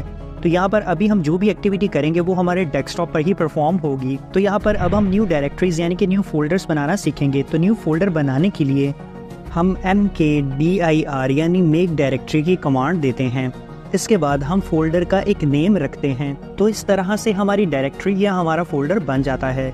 चलिए तो इसे प्रैक्टिकली देख लेते हैं। सो गाइज यहाँ पर फर्स्ट ऑफ ऑल हम mkdir यानी मेक डायरेक्टरी की कमांड एंटर करेंगे। देन हम उस डायरेक्टरी का एक नेम रखेंगे। तो आप यहाँ पर कोई सा भी नेम सेट कर सकते हैं। तो यहाँ पर मैं YouTube के नेम से एक डायरेक्टरी या एक फोल्डर बनाने लगा हूँ। नेम रख लेने के बाद मैं जैसे ही एंटर हिट करूँगा तो मेरा एक न्यू फोल्डर बन चुका होगा। अब अगर यहाँ मैं ls करता हूँ, सो गाइज आप यहाँ पर चेक कर सकते हैं कि YouTube के नेम से अब एक न्यू डायरेक्टरी या एक न्यू फोल्डर बन चुका है। अब गाइज हम इस फोल्डर को GUI यानी कि ग्राफिक यूजर इंटरफेस में भी देख लेते हैं, जो कि हमारे डेस्कटॉप पर ही बना है। सो ऑलराइट गाइज आप यहाँ पर चेक कर सकते हैं कि YouTube के नेम से एक न्यू फोल्डर मेरे डेस्कटॉप पर बन चुका है। अब गाइज हम एक ही बार में मल्टीपल फोल्डर्स भी बना सकते हैं। जैसे कि हम सिंपल mkdir की कमांड एंटर करेंगे और यहाँ पर हमने जितने फोल्डर्स बनाने हैं उन तमाम फोल्डर्स के नेम रख देंगे। जैसे कि एक फोल्डर ABC के नाम से और दूसरा फोल्डर XYZ के नाम से। जस्ट आपने फोल्डर्स के नेम के दरमियान स्पेस एंटर करनी है और आप जितने मर्जी चाहे उतने फोल्डर्स बना सकते हैं। तो यहाँ पर अभी के वक्त में मैंने 2 न्यू फोल्डर्स मज़ीद बना लिए हैं, एक फोल्डर ABC और दूसरा XYZ। अब अगर यहाँ मैं ls करता हूँ तो यहाँ पर मेरे पास डेस्कटॉप पर 3 फोल्डर्स बन चुके हैं। पहला ABC, दूसरा XYZ और तीसरा YouTube नेम का फोल्डर। अब अगर हम यहाँ पर GUI यानी ग्राफिक यूज़र इंटरफेस में भी अपने डेस्कटॉप पर जाकर देखेंगे तो ये तीनों फोल्डर्स वहाँ पर मौजूद हैं। सो आई होप गाइज आपको ये कम्प्लीटली आइडिया हो चुका होगा कि किस तरह से CLI यानी कि कमांड लाइन इंटरफेस का यूज़ करके न्यू फोल्डर्स बनाए जाते हैं। अब गाइज हम यहाँ पर एक फैक्ट को जान लेते हैं। अब गाइज हमारे पास CLI यानी कि command line interface fastly work करता है कंपैरेटिवली GUI मोड के। हम जब ग्राफिक यूज़र इंटरफेस में न्यू फोल्डर्स बनाते हैं या फोल्डर्स के अंदर मूव करते हैं तो हमें बहुत ज़्यादा टाइम लग जाता है, जबकि CLI यानी कि कमांड लाइन इंटरफेस में हम बड़ी आसानी से जस्ट एक सिंगल कमांड देकर जितने चाहे उतने फोल्डर्स जस्ट कुछ सेकंड्स में ही बना सकते हैं। सो गाइज हमारे पास जो GUI मोड होता है वो स्लो वर्क करता है, जबकि CLI मोड ज़्यादा फास्ट और एफिशिएंट होता है। सो ऑलराइट गाइज, अब हमें CLI यानी कमांड लाइन इंटरफेस में न्यू फोल्डर्स बनाने आ चुके हैं और यहाँ पर अभी हमने डेस्कटॉप पर 3 न्यू फोल्डर्स भी बनाए हैं। सो अब हम फोल्डर के अंदर फोल्डर बनाएंगे, यानी कि ये जो YouTube नेम से फोल्डर है मैं इसके अंदर एक न्यू फोल्डर बनाऊंगा। अगर मैं यहाँ पर आपको ग्राफिकली एक्सप्लेन करूँ तो यहाँ पर मैं ये जो YouTube नेम से फोल्डर है, अगर इसे ओपन करता हूँ तो ये अभी खाली है। तो इसके अंदर मैं एक न्यू फोल्डर बनाने वाला हूँ। सो चलिए गाइज अपने टर्मिनल में चलते हैं और जानते हैं कि ये मैं किस तरह से करूँगा। सो ऑलराइट गाइज, अब मुझे YouTube फोल्डर के अंदर एक न्यू फोल्डर बनाने के लिए सबसे पहले YouTube फोल्डर के अंदर जाना पड़ेगा। तो यहाँ पर मैं CD यानी चेंज डायरेक्टरी कमांड का यूज़ करूँगा और उस फोल्डर का नेम लिखूँगा जिसके अंदर मैंने मूव करना है। तो फोल्डर नेम यहाँ पर YouTube है। सो ऑलराइट गाइज, अब यहाँ पर मैं YouTube फोल्डर के अंदर मूव कर चुका हूँ। तो यहाँ अगर मैं PWD यानी प्रेजेंट वर्किंग डायरेक्टरी की कमांड भी देता हूँ तो आप यहाँ पर चेक कर सकते हैं कि अभी के वक्त में मैं YouTube फोल्डर के अंदर आ चुका हूँ। तो अब यहाँ पर मैं YouTube फोल्डर के अंदर एक न्यू से फोल्डर बनाऊंगा। तो इसके लिए भी सिंपल हम mkdir यानी मेक डायरेक्टरी की कमांड देंगे और एक फोल्डर का नेम सेलेक्ट कर लेंगे। तो यहाँ पर मैं फोल्डर का नेम अमून रख रहा हूँ। सो गाइज, अब मेरे YouTube फोल्डर में अमून नेम का एक न्यू फोल्डर बन चुका है। अगर मैं यहाँ पर अब ls कमांड देता हूँ तो आप यहाँ पर चेक कर सकते हैं कि YouTube फोल्डर में अमून नेम का एक न्यू फोल्डर बन चुका है। चलिए तो इसे फिजिकली GUI मोड में भी चेक कर लेते हैं। तो यहाँ पर अब अगर मैं YouTube का फोल्डर ओपन करता हूँ तो आप यहाँ पर चेक कर सकते हैं कि अमून नेम का एक न्यू फोल्डर यहाँ पर बन चुका है। आप यहाँ पर टॉप पर फाइल का पाथ भी चेक कर सकते हैं। सो गाइज, इस तरह से हम CD और mkdir कमांड का यूज़ करते हुए फोल्डर्स के अंदर न्यू फोल्डर्स बना सकते हैं। सो अब मैं यहाँ पर क्लियर कमांड देकर स्क्रीन को क्लियर कर लेता हूँ। सो गाइज, अब हम बनाए गए फोल्डर्स को डिलीट करने के प्रोसेस के बारे में जानेंगे कि किस तरह से कमांड लाइन इंटरफेस में डायरेक्टरीज या फोल्डर्स को डिलीट किया जाता है। तो यहाँ अभी के टाइम में मैं YouTube फोल्डर में मौजूद हूँ। तो यहाँ सबसे पहले मैं अपने डेस्कटॉप पर वापस आऊँगा। सिंपली मैं CD space double dot enter कर दूंगा तो मैं वापस से डेस्कटॉप पे आ जाऊंगा। यहाँ आप चेक कर सकते हैं पहले मैं YouTube फोल्डर में था, जबकि अब मैं वापस से डेस्कटॉप पे आ चुका हूँ। सो ऑलराइट, अब मैं डेस्कटॉप पर ls कमांड दूंगा और ये चेक करूंगा कि मेरे डेस्कटॉप पर कितनी फाइल्स या फोल्डर मौजूद हैं। तो यहाँ पर अभी के वक्त में डेस्कटॉप पर मेरे पास 3 फोल्डर्स मौजूद हैं। तो इनमें से मैं एक फ़ोल्डर डिलीट करूँगा। तो गाइज़, यहाँ पर फोल्डर्स को डिलीट करने के लिए हम rmdir यानी रिमूव डायरेक्टरी की कमांड का यूज़ करते हैं। जस्ट सिंपल हम RMDIR यानी कि रिमूव डायरेक्टरी की कमांड देते हैं और जिस भी डायरेक्टरी या फोल्डर को रिमूव करना है उसका नेम इस कमांड के आगे एंटर कर देते हैं। जैसे कि अभी मुझे ABC वाले फोल्डर को डिलीट करना है तो मैं यहाँ पर ABC लिखकर एंटर कर दूंगा, तो यहाँ पर ये ABC वाला फोल्डर डिलीट हो चुका है। अब अगर यहाँ पर मैं LS कमांड देता हूँ तो आप यहाँ पर चेक करेंगे कि ABC वाला फोल्डर शो नहीं हो रहा है क्योंकि वो डिलीट हो चुका है, जबकि बाकी दोनों फोल्डर्स यहाँ पर मौजूद हैं। सो इसी तरह से अब मैं अगेन से XYZ फोल्डर को भी डिलीट करके दिखाता हूँ। तो यहाँ पर मैं अगेन से RMDIR की कमांड दूंगा और उस फोल्डर का नेम जिसे मैंने डिलीट करना है यानी कि XYZ। अब अगर यहाँ पर मैं LS कमांड देता हूँ तो आप यहाँ पर चेक करेंगे कि मेरे पास जस्ट एक ही फोल्डर रह गया है, बाकी दोनों फोल्डर्स यहाँ से डिलीट हो चुके हैं। हम यहाँ पर जिस तरह से मेक डायरेक्टरी की कमांड देकर मल्टीपल फोल्डर्स बना रहे थे, इसी तरह से रिमूव डायरेक्टरी की कमांड देकर मल्टीपल फोल्डर्स को एक ही बार में डिलीट भी कर सकते हैं। सो गाइज, अगर फिजिकली GUI मोड में भी जाकर देखें तो यहाँ पर से दोनों फोल्डर्स डिलीट हो चुके हैं और अभी के वक्त में यहाँ पर जस्ट एक लास्ट फोल्डर बच चुका है। तो अब मैं यहाँ पर क्लियर कमांड देकर स्क्रीन को क्लियर कर लेता हूँ। सो गाइज, अभी के टाइम पे हमारी प्रेजेंट वर्किंग डायरेक्टरी डेस्कटॉप है और डेस्कटॉप पर जस्ट एक YouTube नाम का फोल्डर मौजूद है। सो गाइज, अब की बार अगर मैं यहाँ पर RMDIR यानी कि रिमूव डायरेक्टरी की कमांड देकर इस YouTube के फोल्डर को डिलीट करना चाहूँगा तो आप यहाँ पर देखेंगे कि ये फोल्डर डिलीट नहीं होगा और यहाँ पर मेरे सामने एक एरर शो हो रहा है, डायरेक्टरी नॉट एम्प्टी, यानी कि मैं जिस फोल्डर को डिलीट करना चाहता हूँ, जिस डायरेक्टरी को डिलीट करना चाहता हूँ वो खाली नहीं है। सो गाइज, अगर आपको याद हो तो हमने YouTube फोल्डर के अंदर अमून नेम का एक न्यू फोल्डर बनाया था, इसलिए हमें ये एरर आया है। और यहाँ पर पहले वाले दोनों फोल्डर्स इसीलिए डिलीट हुए क्योंकि वो दोनों खाली थे, उनके अंदर कोई भी डाटा नहीं था, जबकि ये फोल्डर खाली नहीं था, इसीलिए हमें ये एरर शो हुआ है। अब गाइज, इस तरह की डायरेक्टरीज या इस तरह के फोल्डर्स जिनके अंदर कोई डाटा मौजूद हो, कोई फाइल, कोई फोल्डर या कोई मीडिया मौजूद हो, इस तरह के फोल्डर्स को डिलीट करने के लिए हम RM-R कमांड का यूज़ करते हैं। अब अगर ये कमांड देकर मैं YouTube के फोल्डर को डिलीट करूंगा तो वो बड़ी आसानी से डिलीट हो जाएगा और अब की बार हमें किसी भी किस्म का एरर भी शो नहीं हुआ है। तो अब अगर मैं LS करता हूं तो यहाँ पर आप देख सकते हैं कि कुछ भी शो नहीं हुआ है, यानी कि डेस्कटॉप पर जो YouTube नेम से फोल्डर था वो डिलीट हो चुका है। अगर हम फिजिकली भी अपने डेस्कटॉप पर जाकर चेक करें तो यहाँ पर अब वो फोल्डर मौजूद नहीं है, वो यहाँ से डिलीट हो चुका है। सो गाइज, ऐसे फोल्डर जिनके अंदर कोई फाइल या कोई एक्स्ट्रा फोल्डर या कोई मीडिया मौजूद हो, ऐसे फोल्डर्स या ऐसी डायरेक्टरीज को डिलीट करने के लिए हम RM-R की कमांड का यूज़ करते हैं और ऐसे फोल्डर्स जो कि खाली हों, जिनके अंदर कोई भी मीडिया मौजूद ना हो, उन्हें डिलीट करने के लिए हम सिंपली RMDIR की कमांड का यूज़ करते हैं। सो आई होप आपको इस चीज़ का बेहतर तरीके से आइडिया हो चुका होगा। सो अब मैं यहाँ पर अपनी स्क्रीन को क्लियर कर लेता हूँ। सो ऑलराइट गाइज, अब हम यहाँ पर पेरेंट डायरेक्टरी के कॉन्सेप्ट को समझेंगे। तो यहाँ पर फर्स्ट ऑफ ऑल मैं डेस्कटॉप के ऊपर एक न्यू फोल्डर बनाता हूँ। तो यहाँ पर मैं MKDIR यानी मेक डायरेक्टरी की कमांड दूंगा और फोल्डर का नेम रखूँगा। तो यहाँ पर मैं फोल्डर का नेम न्यू फोल्डर रख लेता हूँ। फोल्डर का नेम रख लेने के बाद यहाँ पर मैं एंटर हिट करता हूँ। सो गाइस, डेस्कटॉप पर न्यू फोल्डर के नाम से एक फ़ोल्डर क्रिएट हो चुका है। तो यहाँ अब मैं LS यानी कि लिस्ट कमांड देकर एंटर करता हूँ। सो गाइस, यहाँ पर आप चेक कर सकते हैं कि डेस्कटॉप पर न्यू फोल्डर के नाम से एक फ़ोल्डर क्रिएट हो चुका है। तो अगर हम फिजिकली भी अपने डेस्कटॉप पर जाकर देखें तो यहाँ पर आप चेक करेंगे कि न्यू फोल्डर के नाम से एक फ़ोल्डर क्रिएट हो चुका है। सो ऑलराइट गाइस, अब मैं इस न्यू फोल्डर के अंदर मूव करूँगा। तो इसके लिए यहाँ पर मैं CD यानी चेंज डायरेक्टरी की कमांड का यूज़ करूँगा। तो यहाँ पर मैं CD और उस फोल्डर का नेम जिसके अंदर मैंने मूव करना है यानी कि न्यू फोल्डर, और यहाँ पर मैं एंटर हिट कर दूँगा।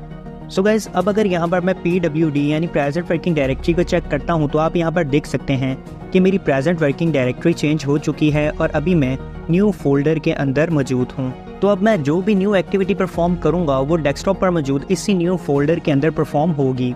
सो गाइस, अब अगर आप यहाँ पर देखें तो यहाँ पर हमारे पास जो न्यू फोल्डर है वो हमारे इस डेस्कटॉप फोल्डर में मौजूद है। तो यहाँ पर न्यू फोल्डर का जो पेरेंट फोल्डर है वो डेस्कटॉप ही है और न्यू फोल्डर एक तरह का चाइल्ड फोल्डर है जो कि डेस्कटॉप में मौजूद है। तो अब हमारे पास यहाँ पर जो कॉन्सेप्ट है वो ये है कि अगर मुझे किसी फोल्डर को डिलीट करना है तो मुझे पहले उसके पेरेंट फोल्डर में जाना पड़ेगा।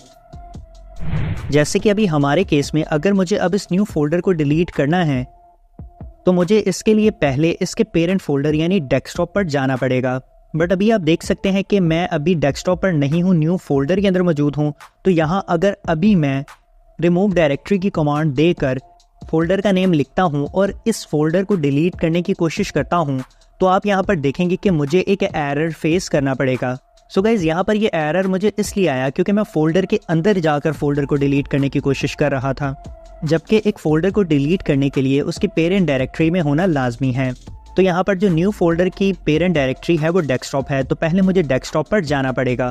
तो एक फोल्डर बैक आने के लिए यहाँ पर मैं cd कमांड का यूज़ करूँगा।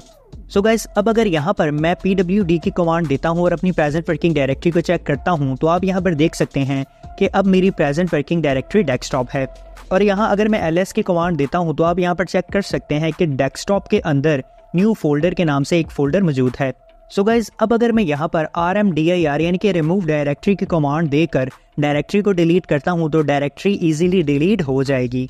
सो अब अगर मैं यहाँ ls करता हूँ तो आप यहाँ पर देखेंगे कि कोई भी डायरेक्टरी शो नहीं हुई है, यानी कि मेरी डायरेक्टरी डिलीट हो चुकी है।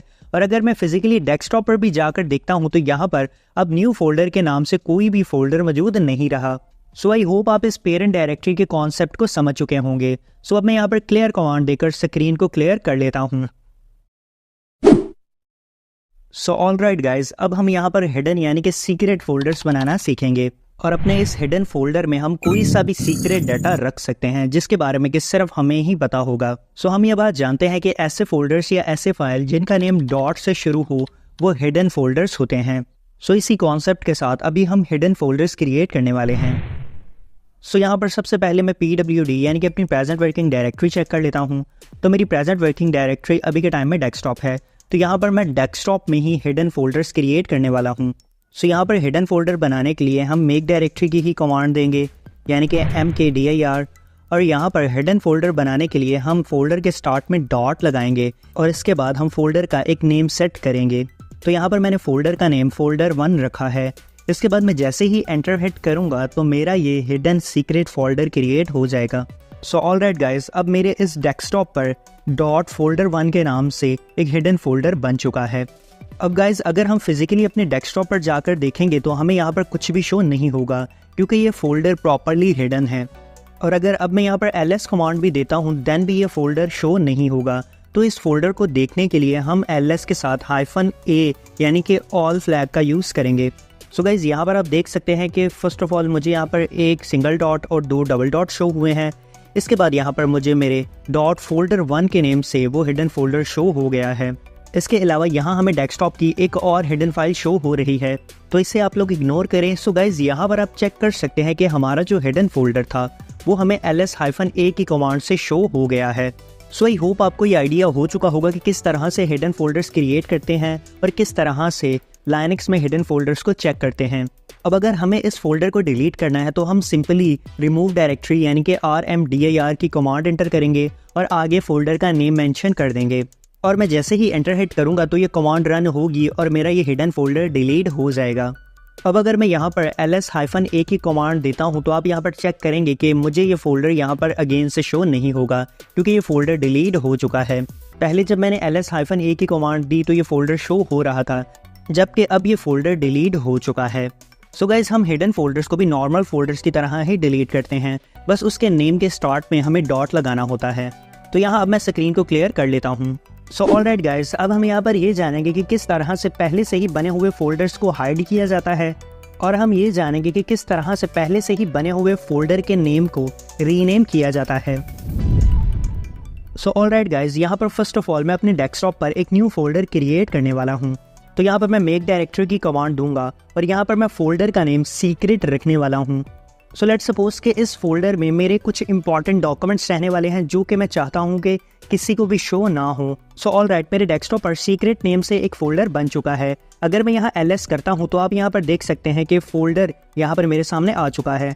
यहाँ पर अगर फिजिकली भी देखें तो मेरे डेस्कटॉप पर एक सीक्रेट के नाम से न्यू फोल्डर बन चुका है। सो ऑलराइट गाइस, अब मैं अपने इस सीक्रेट वाले फोल्डर में कोई ऐसी फाइल रख लेता हूँ जो कि मैं चाहता हूँ कि किसी दूसरे को ना मिले। तो यहाँ पर मेरे पास मीडिया में पिक्चर में एक स्क्रीनशॉट मौजूद है। तो लेट्स सपोज ये स्क्रीनशॉट मेरे लिए इंपॉर्टेंट है, तो यहाँ पर मैं इसी स्क्रीनशॉट को कॉपी कर लेता हूँ और इसी स्क्रीनशॉट को मैं अपने उस सीक्रेट वाले फोल्डर में ले जाकर पेस्ट कर देता हूँ। अब लेट्स सपोज मेरे पास ये स्क्रीनशॉट में मेरे तमाम पासवर्ड स्टोर हैं और मैं चाहता हूँ कि मेरा ये सीक्रेट फोल्डर किसी को भी पता ना चले, तो ऑफ कोर्स अब इसके लिए मैं इस फोल्डर को हाइड करूँगा। सो गाइज अब हमारे पास इस सीक्रेट वाले फोल्डर में एक स्क्रीनशॉट आ चुका है। तो यहाँ पर मैं LS-R देकर ये चेक कर सकता हूँ कि मेरे पास इस सीक्रेट वाले फोल्डर में एक स्क्रीनशॉट मौजूद है।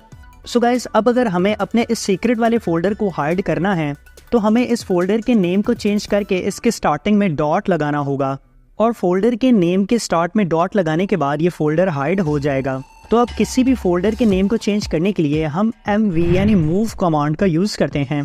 देन हम उस फोल्डर का नेम टाइप करते हैं जिसका हमने नेम चेंज करना है, और लास्ट पे स्पेस देने के बाद हम एक न्यू नेम सेट कर देते हैं। सो गाइज यहाँ पर मैं इस फोल्डर का जो न्यू नेम सेट कर रहा हूँ उसके स्टार्ट पे मैंने डॉट लगा दिया है ताकि मेरा ये फोल्डर हाइड हो जाए। सो ऑलराइट गाइज अब मेरा ये फोल्डर का नेम चेंज हो चुका है, और गाइज अब इस फोल्डर का नेम सीक्रेट से हटकर डॉट सीक्रेट हो चुका है। अब अगर मैं यहाँ पर LS कमांड देता हूँ तो यहाँ पर कोई भी फोल्डर शो नहीं हो रहा है क्योंकि हमारा फोल्डर हाइड हो चुका है। अगर हम डेस्कटॉप पर जाएं तो यहाँ पर भी आप चेक कर सकते हैं कि हमारा वो फोल्डर यहाँ शो नहीं हो रहा है। अब गाइज हिडन फोल्डर्स को देखने के लिए हम LS के साथ -A फ्लैग का यूज़ करते हैं। सो जैसे ही मैं ये कमांड एंटर करूँगा तो मुझे मेरे डेस्कटॉप पर मौजूद मेरे हाइड फोल्डर शो हो जाएंगे। सो आप यहाँ पर चेक कर सकते हैं कि मेरे सामने डॉट सीक्रेट वाला फोल्डर आ चुका है जो कि प्रॉपर्ली हाइड हो चुका है। अब इसमें मेरे जो भी सीक्रेट डॉक्यूमेंट है उसे कोई भी चेक नहीं कर सकता है क्योंकि ये फोल्डर प्रॉपर्ली हाइड हो चुका है। अब अगर मुझे वापस से इस फोल्डर को अनहाइड करना है तो मुझे अगेन से इस फोल्डर के नेम को रीचेंज करना होगा और इसके स्टार्ट से डॉट हटाना होगा। देन ये फोल्डर अगेन से अनहाइड हो जाएगा। सो गाइज यहाँ पर मैं अगेन से फोल्डर को अनहाइड करने के लिए MV यानी मूव की कमांड दूंगा, और फिर मैं डॉट सीक्रेट लिखूंगा यानी कि उस फोल्डर का नेम जिसको अभी मैंने रीनेम करना है। इसके बाद अब मैं फोल्डर का एक न्यू नेम सेट करूंगा, तो यहाँ पर मैं अगेन से फोल्डर का नेम सीक्रेट ही रख लेता हूँ। सो गाइज अब इस फोल्डर का नेम अगेन से चेंज हो जाएगा और इस फोल्डर के नेम के आगे से डॉट हट जाएगा, यानी कि ये फोल्डर अनहाइड हो चुका है। सो गाइज आप यहाँ पर इस प्रोसेस को कम्प्लीटली चेक कर सकते हैं कि मैंने डॉट सीक्रेट वाले फोल्डर का नेम वापस से सीक्रेट रख दिया है ताकि ये फोल्डर अनहाइड हो जाए। अब यहाँ पर मैंने LS किया तो आप यहाँ पर चेक कर सकते हैं कि वो सीक्रेट वाला फोल्डर मुझे अगेन से शो हो रहा है, और अगर हम फिजिकली भी चेक करें तो यहाँ पर हमारे डेस्कटॉप पर वो फोल्डर वापस से शो होना स्टार्ट हो चुका है। सो आई होप गाइज आपको फोल्डर के नेम चेंज करने का कम्प्लीटली आइडिया हो चुका होगा और ये भी पता चल चुका होगा कि किस तरह से फोल्डर्स को हाइड और अनहाइड किया जाता है। तो अब यहाँ पर मैं इस सीक्रेट वाले फोल्डर को डिलीट कर लेता हूँ, तो इसके लिए मैं RM-R की कमांड यूज़ करूँगा क्योंकि ये फोल्डर खाली नहीं है, इसके अंदर एक स्क्रीनशॉट मौजूद है। इसके बाद मैं इस फोल्डर को डिलीट कर लूँगा। सो ऑलराइट गाइस अब मैं यहाँ पर स्क्रीन को क्लियर कर लेता हूँ। सो गाइस अभी तक हमें ये आइडिया हो चुका है कि किस तरह से हिडन फोल्डर्स को क्रिएट किया जाता है और किस तरह से किसी भी नॉर्मल फोल्डर को हाइड करने के लिए हम किस तरह से उसका नेम चेंज करते हैं, और इसमें हमने नेम को चेंज करने के लिए MV यानी कि मूव कमांड का यूज किया। इसके बाद हमने ये जाना कि किस तरह से किसी भी हिडन फोल्डर को वापस से अनहाइड किया जाता है। सो आई होप आपको इन तमाम चीज़ों का प्रॉपरली आइडिया हो चुका होगा। सो गाइस अब फोल्डर्स के बाद हम फाइल्स को क्रिएट करना सीखेंगे कि अपने टर्मिनल में किस तरह से न्यू फाइल्स क्रिएट की जाती हैं। सो ऑलराइट गाइज यहाँ पर फर्स्ट ऑफ ऑल मैं अपनी प्रेजेंट वर्किंग डायरेक्टरी चेक कर लेता हूँ। तो यहाँ पर मेरी प्रेजेंट वर्किंग डायरेक्टरी डेस्कटॉप है। सो गाइज अब फाइल को क्रिएट करने के लिए हम टच कमांड का यूज़ करते हैं। इसके बाद हम स्पेस देते हैं और देन हमने जो फाइल का नेम सेट करना होता है वो लिखते हैं। तो गाइज यहाँ पर मैं टेक्स्ट फाइल क्रिएट करने वाला हूँ, तो यहाँ पर मैं doc.txt के नाम से एक फ़ाइल क्रिएट करूँगा। सो ऑलराइट गाइस अब मेरे डेस्कटॉप पर doc.txt के नाम से एक न्यू टेक्स्ट फाइल क्रिएट हो चुकी है। तो यहाँ अगर अब मैं ls कमांड देता हूँ तो आप यहाँ पर चेक कर सकते हैं कि मेरे डेस्कटॉप पर docs.txt के नाम से एक न्यू टेक्स्ट फाइल बन चुकी है। हम यहाँ पर फिजिकली भी अपने डेस्कटॉप पर जाकर चेक कर सकते हैं कि हमारे डेस्कटॉप पर docs.txt के नाम से एक न्यू फाइल बन चुकी है। अब गाइज हम इस टच कमांड का यूज़ करते हुए डिफरेंट किस्म की फाइल्स बना सकते थे, जैसे कि अभी हमने टेक्स्ट फाइल क्रिएट की है। इसी तरह से अगर हमें HTML की फ़ाइल चाहिए होती तो हम .html के नाम से भी फ़ाइल क्रिएट कर सकते थे। इसी तरह से अगर हमें पाइथन की फ़ाइल बनानी होती तो हम .py के नाम से भी एक फ़ाइल बना सकते थे। तो यहाँ पर जस्ट अभी हमने एक सिंपल टेक्स्ट फाइल क्रिएट की है। अब गाइज हम अपनी इस क्रिएट की गई टेक्स्ट फाइल में कोई सा भी टेक्स्ट सेव कर सकते हैं। और अगर हमें अपनी टेक्स्ट फाइल में मौजूद टेक्स्ट को रीड करना है तो हम कैट कमांड का यूज़ करते हैं। चलिए तो इस कैट कमांड को देख लेते हैं। सो ऑलराइट, यहाँ पर अभी के टाइम पे मेरी जो डॉक्यूमेंट की टेक्स्ट फाइल है वो भी खाली है, उसके अंदर कुछ भी नहीं लिखा है। बट लेट्स सपोज अगर उसके अंदर कुछ लिखा होता और मुझे वो टेक्स्ट रीड करना होता तो यहाँ पर मैं कैट और देन उस फाइल का नेम जिस फाइल के टेक्स्ट को मैंने रीड करना है जो कि है doc.txt। तो यहाँ पर जैसे ही मैं एंटर हिट करता हूँ तो आप यहाँ पर देखेंगे कि कुछ भी शो नहीं हुआ है क्योंकि ये टेक्स्ट फाइल अभी खाली है। अगर इसके अंदर कोई टेक्स्ट होता तो यहाँ पर मुझे शो हो जाना था। सो चलिए इसे ज़रा GUIN के ग्राफिक यूज़र इंटरफेस में भी देख लेते हैं। सो मैं अपने डेस्कटॉप की स्क्रीन पर चलता हूँ और इस फाइल को यहाँ पर हम GUI मोड में ओपन कर लेते हैं। यहाँ पर मैं फाइल पर डबल क्लिक करता हूँ तो आप यहाँ पर देखेंगे टेक्स्ट एडिटर में ये फाइल मेरे सामने ओपन हो चुकी है। सो गाइज ये फाइल प्रॉपर्ली खाली थी, इसके अंदर कुछ भी नहीं लिखा था। तो यहाँ पर अब मैं कोई टेक्स्ट ऐड कर लेता हूँ। तो यहाँ पर जस्ट मैंने इस टेक्स्ट फाइल में ये लिखा है हेयर इज़ माई टेक्स्ट, तो अब मैं इसे सेव कर लेता हूँ। सो ऑलराइट, अब ये टेक्स्ट यहाँ पर मेरे इस टेक्स्ट फाइल में सेव हो चुका है। अब यहाँ पर हम वापस से अपने टर्मिनल में जाएंगे और अगेन से हम इसी कैट कमांड को एंटर करेंगे। सो गाइस अब की बार आप यहाँ पर देखेंगे कि जब मैं ये कमांड लिख कर एंटर हिट करता हूँ तो इस फाइल के अंदर जो भी टेक्स्ट था वो यहाँ पर मेरी स्क्रीन पर मुझे शो हो चुका है। तो यहाँ पर ये कमांड रन हुई और इस कमांड के थ्रू इस फाइल में जो भी टेक्स्ट लिखा था वो यहाँ पर मेरे सामने आ चुका है। जब पहले हमने टेक्स्ट फाइल को चेक किया था तो उसके अंदर कोई भी डाटा नहीं था, इसलिए कुछ भी शो नहीं हुआ था, जबकि अब यहाँ पर फाइल में टेक्स्ट आ चुका है। सो अब मैं यहाँ पर क्लियर कमांड देकर अपनी स्क्रीन को क्लियर कर लेता हूँ। सो ऑलराइट गाइस, अभी अगर आपने नोट किया तो मैंने GUI यानी कि ग्राफिक यूज़र इंटरफेस में अपनी फ़ाइल को टेक्स्ट एडिटर में ओपन किया था और उसमें कोई न्यू टेक्स्ट ऐड किया था और देन मैंने उस फाइल के टेक्स्ट को सेव कर लिया था।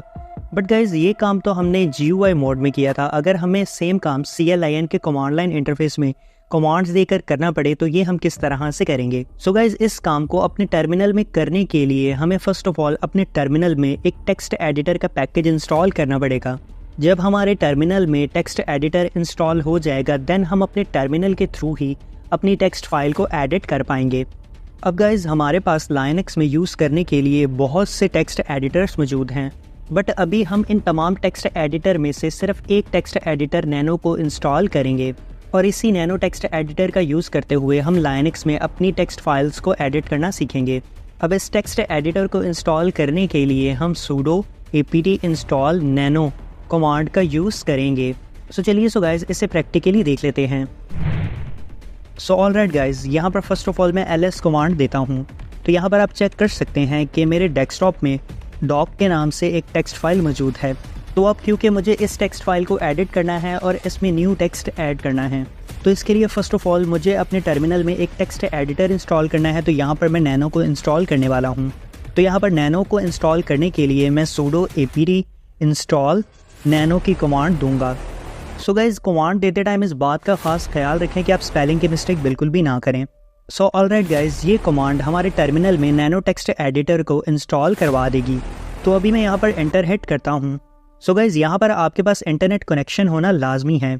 सो फाइनली गाइज़ मेरे टर्मिनल में नैनो टेक्स्ट एडिटर इंस्टॉल हो चुका है। अब मैं किसी भी टेक्स्ट फाइल को बड़ी आसानी से एडिट कर सकता हूँ। सो गाइज़ ये एक छोटा सा पैकेज था जो कि चंद ही सेकंड्स में मेरे टर्मिनल में इंस्टॉल हो चुका है। सो ऑलराइट, अब मैं यहाँ अपनी स्क्रीन को क्लियर कमांड देकर क्लियर कर लेता हूँ। सो गाइज़ अब हम अपनी टेक्स्ट फाइल को एडिट करेंगे और उसमें न्यू टेक्स्ट ऐड करेंगे। अब गाइज़ इस doc टेक्स्ट फाइल को एडिट करने के लिए हम नैनो देन उस टेक्स्ट फाइल का नेम जिसे हमने एडिट करना है जो कि है doc.txt। सिंपल ये कमांड नैनो टेक्स्ट एडिटर में इस फाइल को ओपन कर देगी। सो गाइज़ आप यहाँ पर चेक कर सकते हैं कि नैनो टेक्स्ट एडिटर का इंटरफेस दिखने में कुछ ऐसा होगा। तो यहाँ पर इस फाइल में जो पहले टेक्स्ट लिखा है वो भी शो हो रहा है, तो इसे अभी मैं रिमूव कर लेता हूँ और यहाँ अब मैं कोई न्यू टेक्स्ट ऐड करूँगा। सो गाइज़ यहाँ पर मैं लिख रहा हूँ वेलकम टू माई डॉक्स। तो अपना टेक्स्ट लिख लेने के बाद अब हमने इस फाइल को सेव करना है। सिंपल GUI इंटरफेस में तो हम Ctrl+S करके फ़ाइल को सेव कर लेते थे, बट इसमें फ़ाइल को सेव करने के लिए हमें Ctrl+X की को प्रेस करना होगा। जैसे ही आप Ctrl+X की को प्रेस करेंगे तो आपसे इस मॉडिफिकेशन को सेव करने का पूछा जाएगा। तो यहाँ हम येस यानी कि Y लिखकर एंटर हिट करेंगे।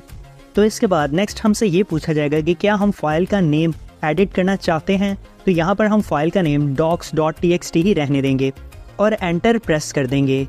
सो इसके बाद गाइस हमारी जो टेक्स्ट फाइल है वो एडिट होके सेव हो चुकी है। सो अब अगर मैं यहाँ पर कैट कमांड देता हूँ और अपनी इस टेक्स्ट फाइल के टेक्स्ट को अगेन से रीड करता हूँ, सो आप यहाँ पर चेक कर सकते हैं कि मुझे मेरा न्यू टेक्स्ट ही शो हुआ है जो कि मैंने अभी फाइल में एडिट किया है और यहाँ पर वेलकम टू माई डॉक्स लिखा हुआ आ चुका है और मेरा पुराना टेक्स्ट रिमूव हो चुका है। सो गाइज यहाँ पर अभी हमने नैनो टेक्स्ट एडिटर में जो भी टेक्स्ट लिखा है वो यहाँ पर मेरी स्क्रीन के ऊपर वैसे ही आ गया है। इसके अलावा गाइज अगर मैं फिजिकली भी अपने डेस्कटॉप स्क्रीन पर जाकर GUI मोड में भी इस फाइल को अगेन से ओपन करता हूँ तो आप यहाँ पर चेक कर सकते हैं कि अभी हमने जो फाइल को एडिट करके सेकंड टेक्स्ट लिखा है वही टेक्स्ट यहाँ पर शो हो रहा है। सो हमारी ये फाइल कम्प्लीटली एडिट हो चुकी है। सो आई होप गाइज आपको ये कम्प्लीटली आइडिया हो चुका होगा कि किस तरह से अपने टर्मिनल में रहते हुए नैनो टेक्स्ट एडिटर को इंस्टॉल किया जाता है और किस तरह से नैनो टेक्स्ट एडिटर में फाइल्स को एडिट किया जाता है। सो ऑलराइट, अब मैं यहाँ पर अपनी स्क्रीन को क्लियर कर लेता हूँ। सो गाइज अब हमें ये आइडिया हो चुका है कि किस तरह से टच कमांड का यूज़ करके फाइल्स को क्रिएट किया जाता है और हमें ये भी पता चल चुका है कि किस तरह से कैट कमांड का यूज़ करते हुए किसी भी टेक्स्ट फाइल के अंदर मौजूद टेक्स्ट को देखा जाता है। इसके अलावा गाइज हम ये भी जान चुके हैं कि किस तरह से नैनो टेक्स्ट एडिटर का यूज़ करते हुए टेक्स्ट फाइल्स को एडिट किया जाता है। सो ऑलराइट गाइज अब हम यहाँ पर सीक्रेट यानी कि हिडन फाइल्स बनाना सीखेंगे। सो हिडन फाइल्स बनाने के लिए हम सेम लाइक फोल्डर की तरह ही फाइल के नेम के स्टार्ट में डॉट लगा देंगे। चलिए तो इसे प्रैक्टिकली देख लेते हैं। तो यहाँ पर सबसे पहले मैं pwd की कमांड देकर अपनी प्रेजेंट वर्किंग डायरेक्टरी चेक कर लेता हूँ। तो यहाँ पर अभी के टाइम पे मैं डेस्कटॉप पर मौजूद हूँ, तो यहाँ पर अब मैं ls की कमांड इंटर करता हूँ। सो यहाँ पर मेरे डेस्कटॉप पर docs.txt के नाम से एक फाइल मौजूद है। सो ऑलराइट गाइज अभी हम इसी टेक्स्ट फाइल को हाइड करेंगे। अगर मैं फिजिकली भी अपने डेस्कटॉप पर जाता हूँ तो यहाँ पर भी आप चेक कर सकते हैं कि docs.txt के नाम से एक टेक्स्ट फाइल यहाँ पर मौजूद है और अगर यहाँ पर मैं इस फाइल को डबल क्लिक करके ओपन करता हूँ तो आप यहाँ पर चेक कर सकते हैं कि इस फाइल में एक टेक्स्ट भी मौजूद है। सो लेट्स सपोज गाइज मेरी ये जो फाइल है इसमें मेरे कुछ सीक्रेट पासवर्ड स्टोर हैं, इसी वजह से मैं अपनी इस फाइल को हाइड करना चाहता हूँ। तो इसके लिए यहाँ पर अब हम सिंपल इस फाइल का नेम चेंज करेंगे और इसके नेम के स्टार्ट में डॉट लगा देंगे ताकि ये फाइल हाइड हो जाए। अब फाइल का नेम चेंज करने के लिए हम mv कमांड का यूज़ करेंगे। तो यहाँ पर मैं mv लिखूंगा, इसके बाद वो फाइल का नेम जिसका मैंने नेम चेंज करना है जो कि है docs.txt। इसके बाद हम स्पेस एंटर करेंगे और देन न्यू फाइल का नेम जो कि डॉट से स्टार्ट होगा। तो यहाँ पर मैंने न्यू फाइल का नेम .docsecret.txt रख लिया है। तो गाइज अब इस फाइल का नेम चेंज हो चुका है और इसके स्टार्ट में डॉट लग चुका है, तो अब ये फाइल हाइड हो जाएगी। तो यहाँ पर अब अगर मैं ls कमांड एंटर करता हूँ तो हमें डेस्कटॉप पर कोई भी फाइल शो नहीं हो रही है क्योंकि हमारी फाइल हाइड हो चुकी है। अगर हम फिजिकली भी डेस्कटॉप पर जाकर चेक करें तो यहाँ पर भी आप चेक कर सकते हैं कि हमें कोई भी फाइल शो नहीं हो रही है। तो यहाँ पर अब हिडन फाइल्स और फोल्डर्स को देखने के लिए मैं ls स्पेस -a यानी कि ऑल फ्लैग का यूज़ करूँगा। सो इस कमांड को एंटर करने के बाद हमें हमारी सीक्रेट टेक्स्ट फाइल यहाँ पर शो हो चुकी है जिसके स्टार्ट में डॉट लगा हुआ है और इसी हिडन सीक्रेट फाइल में मेरा जो टेक्स्ट है जिसमें कि मेरे पासवर्ड भी हो सकते हैं, मेरे यूज़र नेम हो सकते हैं, या कोई सी भी इम्पॉर्टेंट इन्फॉर्मेशन हो सकती है वो यहाँ पर स्टोर है जिससे कि मैंने हाइड करके सीक्रेटली रखा हुआ है। सो इसी तरह से अब अगर मुझे इस फाइल को वापस से अनहाइड करना है तो मैं अगेन से इस फाइल का नेम चेंज कर दूंगा और इसके स्टार्ट से डॉट हटा दूंगा। तो इसके लिए हम अगेन से mv यानी कि मूव कमांड का यूज़ करेंगे। देन हम यहाँ पर उस फाइल का नेम लिखेंगे जिसका नेम हमने चेंज करना है। तो फाइल का नेम है .docsecret.txt। देन हम स्पेस देंगे और फिर से फाइल का एक न्यू नेम रख लेंगे और फाइल के नेम के स्टार्टिंग से डॉट हटा लेंगे। इस तरह से हमारी ये जो फाइल है ये वापस से अनहाइड हो जाएगी। तो यहाँ पर सिंपल मैंने फाइल का नेम doc.txt रख दिया है। सो इसके बाद गाइज अगर मैं यहाँ पर ls की सिंपल कमांड देता हूँ तो आप यहाँ पर चेक करेंगे कि मुझे अगेन से ये डॉक फाइल डेस्कटॉप पर शो हो रही है क्योंकि अब ये फाइल अनहाइड हो चुकी है और इसके अंदर का तमाम डाटा अब कोई भी देख सकता है। और अगर अब हम फिजिकली भी अपने डेस्कटॉप पर जाकर चेक करें तो हमें ये फाइल यहाँ पर शो होगी। सो आई होप गाइज आपको ये आइडिया हो चुका होगा कि किस तरह से किसी भी फाइल को हाइड या अनहाइड किया जाता है और यहाँ पर फोल्डर्स और फाइल को हाइड करने का तरीका बिल्कुल सेम ही है। तो अब यहाँ पर हम स्क्रीन को क्लियर कर लेते हैं। सो गाइज अब हम यहाँ पर हिस्ट्री कमांड और हिस्ट्री डिलीट के बारे में बात कर लेते हैं। सो गाइस अभी तक हमने अपने टर्मिनल में जितनी भी कमांड्स एंटर की हैं उन तमाम कमांड्स की हिस्ट्री हमारे टर्मिनल में सेव है। चलिए तो इसे प्रैक्टिकली देख लेते हैं। सो गाइस यहाँ पर अगर मैं अपने टर्मिनल में हिस्ट्री लिखकर एंटर हिट करता हूँ सो यहाँ पर मेरे सामने वो तमाम कमांड्स आ जाएंगी जो कि अभी तक मैंने अपने टर्मिनल में एंटर की थी। तो यहाँ पर आप चेक कर सकते हैं कि मैंने अपने टर्मिनल में जो जो कमांड एंटर की हैं वो तमाम की तमाम कमांड्स यहाँ पर सेव हैं और मैंने टोटल 161 कमांड्स अभी तक एंटर की हैं और हिस्ट्री कमांड ने वो तमाम कमांड्स यहाँ पर मेरे सामने शो कर दी हैं। तो अब अगर हमें अपनी ये हिस्ट्री डिलीट करनी हो या हिस्ट्री क्लियर करनी हो तो हम ये किस तरह से करेंगे? सो गाइज हिस्ट्री क्लियर करने के लिए हमें फर्स्ट ऑफ ऑल अपने टर्मिनल को क्लोज करना पड़ेगा। देन गाइज इसके बाद हम अपनी होम की फाइल्स को ओपन करेंगे।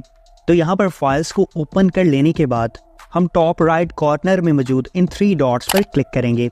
देन गाइज हमने यहाँ पर शो हिडन फाइल्स को चेक इन कर लेना है। तो इसके बाद यहाँ पर मौजूद तमाम हिडन फाइल्स हमारे सामने आ जाएंगी।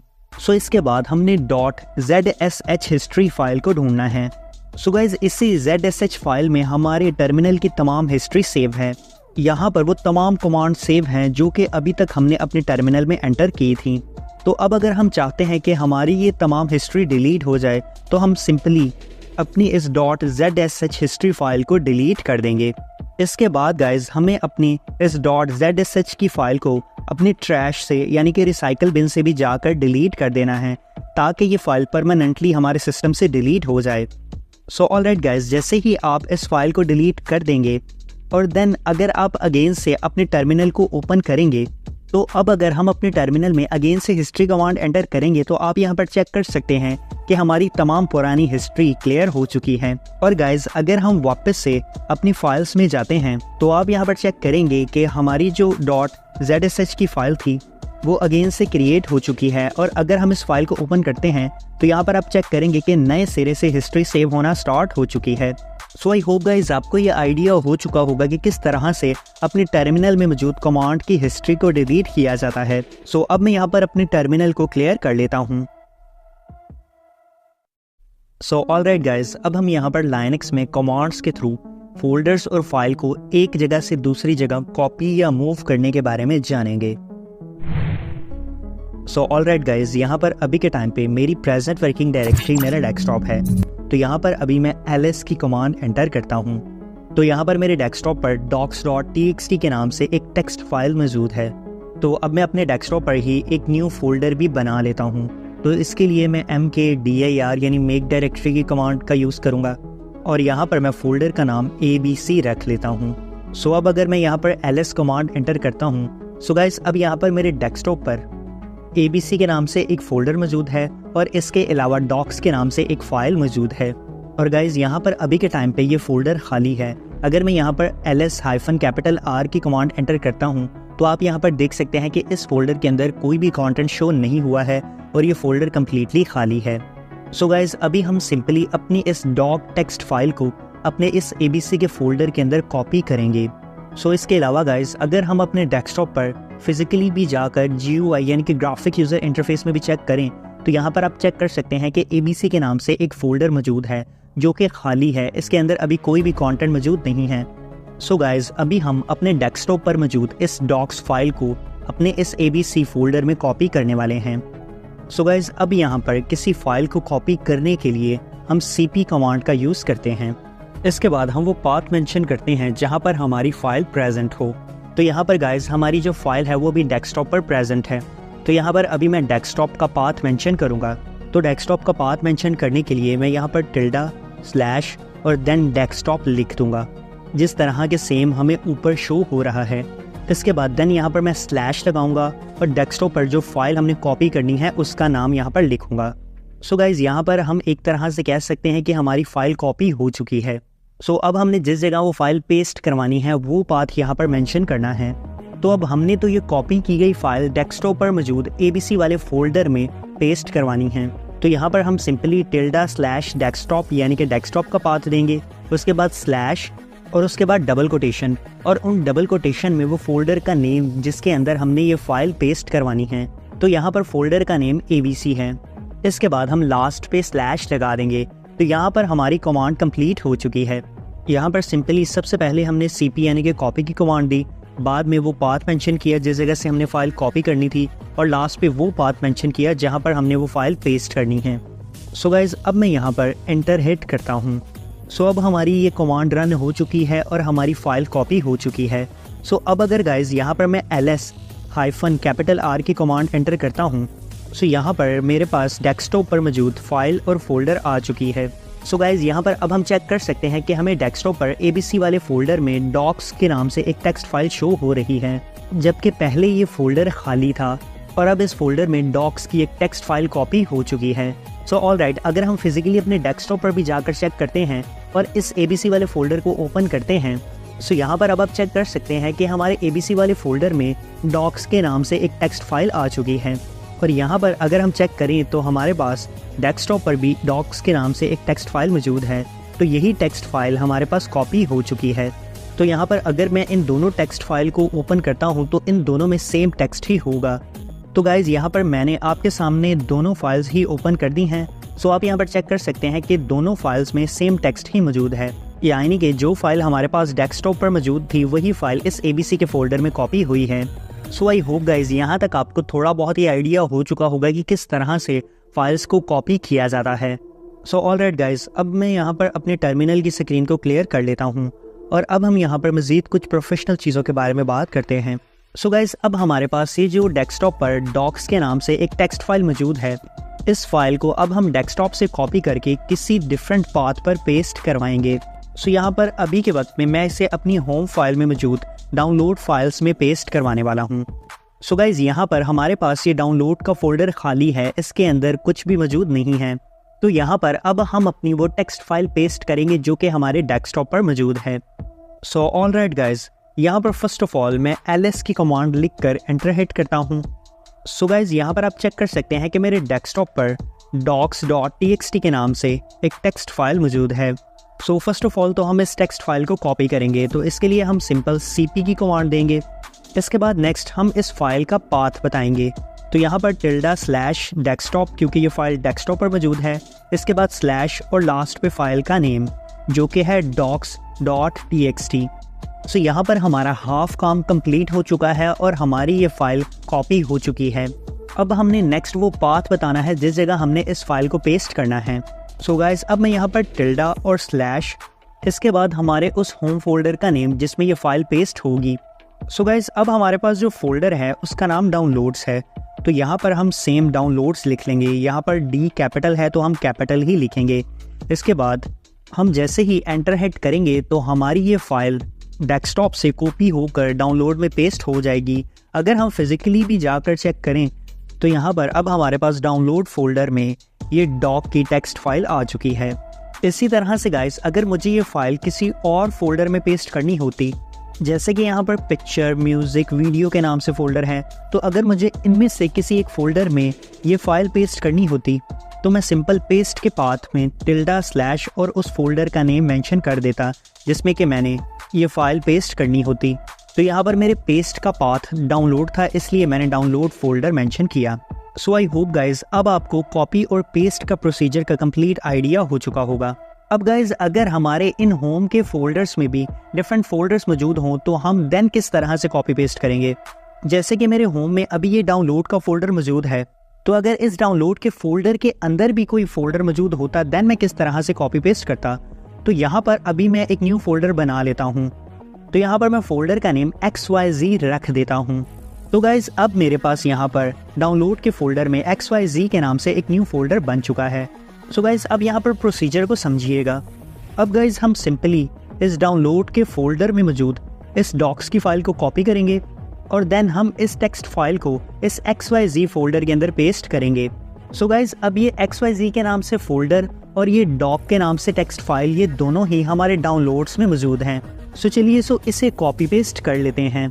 सो गाइज यहाँ पर हम सिंपली सबसे पहले अपने टर्मिनल में cp यानी कि कॉपी की कमांड देंगे, देन हम कॉपी का पाथ देंगे। तो यहाँ पर हमारा कॉपी का पाथ डाउनलोड ही है क्योंकि मैंने डाउनलोड फोल्डर से ही वो फाइल को कॉपी करना है। इसके बाद हम स्लैश एंटर करेंगे और देन उस फाइल का नेम जिसे हमने कॉपी करना है, फिर हम स्पेस देंगे और फिर लास्ट पे हम पेस्ट का पाथ मेंशन करेंगे जिस जगह हमने ये फाइल पेस्ट करवानी है। अब गाइज हमने ये फाइल डाउनलोड के फोल्डर में मौजूद एक न्यू फोल्डर XYZ में पेस्ट करवानी है। तो यहाँ पर सिंपली हम डाउनलोड्स लिखेंगे, देन हम स्लैश देंगे और फिर हम डबल कोटेशन मार्क्स और इसमें हम फोल्डर का नेम मेंशन करेंगे। तो यहाँ फोल्डर का नेम XYZ है, इसके बाद हम स्लैश लगा देंगे। तो यहाँ पर अब आप कमांड चेक कर सकते हैं, सिंपल CP की कमांड यानी कि कॉपी की कमांड, देन वो पाथ जहाँ से हमने फाइल को कॉपी किया और देन लास्ट पे वो पाथ और वो फोल्डर जिसके अंदर हमने ये फाइल पेस्ट करवानी है। सो गाइज अब हमारी ये फाइल कॉपी हो चुकी है। अगर हम फिजिकली भी जाकर चेक करते हैं तो आप यहाँ पर देखेंगे कि हमारे पास जो डाउनलोड के नाम से फोल्डर था उसमें जो हमने XYZ के नाम से न्यू फोल्डर बनाया था उसमें हमारी ये फाइल कॉपी हो चुकी है। सो आई होप गाइज अब यहाँ तक आपको कॉपी और पेस्ट का कम्प्लीटली आइडिया हो चुका होगा। अब अगर मैं इस फाइल को ओपन भी करता हूँ तो आप यहाँ पर चेक कर सकते हैं कि सेम फाइल सेम टेक्स्ट के साथ हमारे पास कॉपी हुई है। सो गाइस कॉपी के बाद अब हम मूव करने के प्रोसीजर के बारे में जानेंगे कि अगर हमें कोई फाइल एक जगह से दूसरी जगह मूव करनी है तो ये हम किस तरह से करेंगे। सो ऑलराइट गाइस अब फाइल को एक पाथ से दूसरे पाथ में मूव करने के लिए हम MV कमांड का यूज़ करते हैं। MV लिखने के बाद हम स्पेस सेंटर करते हैं, देन हम वो पाथ मेंशन करते हैं जहाँ से हमने फाइल को कॉपी करना हो। सो गाइज यहाँ पर अभी मैं अपने डेस्कटॉप पर मौजूद इस डॉक की टेक्स्ट फाइल को कॉपी करने वाला हूँ और इस फाइल को हम यहाँ से मूव करके अपने होम फोल्डर के इस म्यूज़िक नाम के फोल्डर में पेस्ट करेंगे। बल्कि हम म्यूज़िक नेम के फोल्डर में भी एक न्यू फोल्डर बना लेते हैं और हम उसमें ये फाइल लाकर पेस्ट करेंगे। सो यहाँ पर मैं एक न्यू फोल्डर क्रिएट कर लेता हूँ जिसका नाम मैं 123 रख लेता हूँ। सो यहाँ पर अब हमारे पास म्यूजिक में 123 के नाम से एक न्यू फोल्डर बन चुका है। सो गाइज अब सिंपली हम अपने टर्मिनल में चलते हैं और फाइल को मूव करते हैं। सो अब हम यहाँ पर वो पाथ मेंशन करेंगे जहाँ से हमने फाइल को मूव करना है। तो यहाँ हम डेस्कटॉप से फाइल को मूव करने वाले हैं तो इसलिए यहाँ पर हम डेस्कटॉप का पाथ लेंगे। इसके बाद देन हम स्लैश और लास्ट पे फाइल का नेम जो कि है doc.txt। इसके बाद हम स्पेस एंटर करेंगे, देन हम वो पाथ पुट करेंगे जहाँ पर हमने इस फाइल को पेस्ट करना है। तो गाइज़ यहाँ पर हमारा वो पाथ म्यूज़िक नेम का फोल्डर है। तो म्यूज़िक का M कैपिटल है तो हम यहाँ पर M कैपिटल ही एंटर करेंगे। सो यहाँ पर मैं टिल्डा साइन लगाऊंगा, देन स्लैश, उसके बाद यहाँ पर मैं उस फोल्डर का नेम यानी म्यूज़िक लिख लूँगा। इसके बाद म्यूज़िक फोल्डर में भी 123 के नाम से एक फ़ोल्डर है, हम उसके अंदर ये फाइल पेस्ट करने वाले हैं। सो यहाँ पर मैं स्लैश, देन डबल कोटेशन, उसके बाद फोल्डर का नेम जो था 123, इसके बाद लास्ट पे स्लैश। सो अब मैं यहाँ पर एंटर हिट करूँगा। सो ऑलराइट गाइज अब हमारे पास डेस्कटॉप पर जो डॉक के नाम से टेक्स्ट फाइल थी वो यहाँ से मूव हो चुकी है और वो फाइल अब हमारे पास इस म्यूज़िक फोल्डर में मौजूद 123 फोल्डर में आ चुकी है। सो गाइज यहाँ पर हमने फाइल्स को कॉपी और मूव करने के कंप्लीट प्रोसेस के बारे में जान लिया है कि लाइनक्स में किस तरह से फाइल्स को कॉपी और मूव किया जाता है।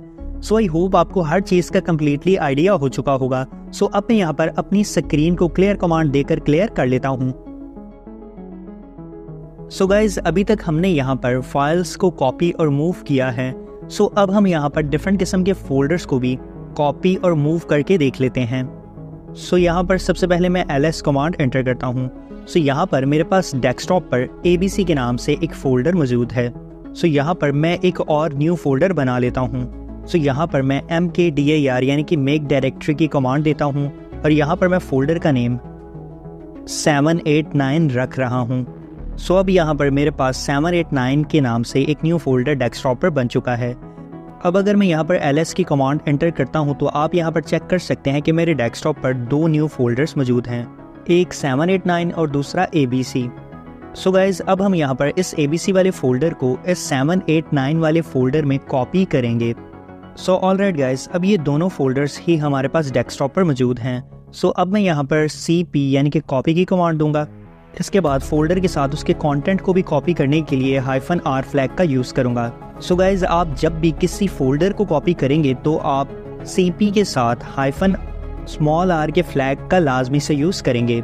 इसके बाद नेक्स्ट हम सिंपल यहाँ पर वो पाथ देंगे जहाँ से हमने फ़ोल्डर को कॉपी करना है और इसके बाद देन स्पेस और फिर हम वो पाथ देंगे जहाँ पर हमने फ़ोल्डर को पेस्ट करवाना है।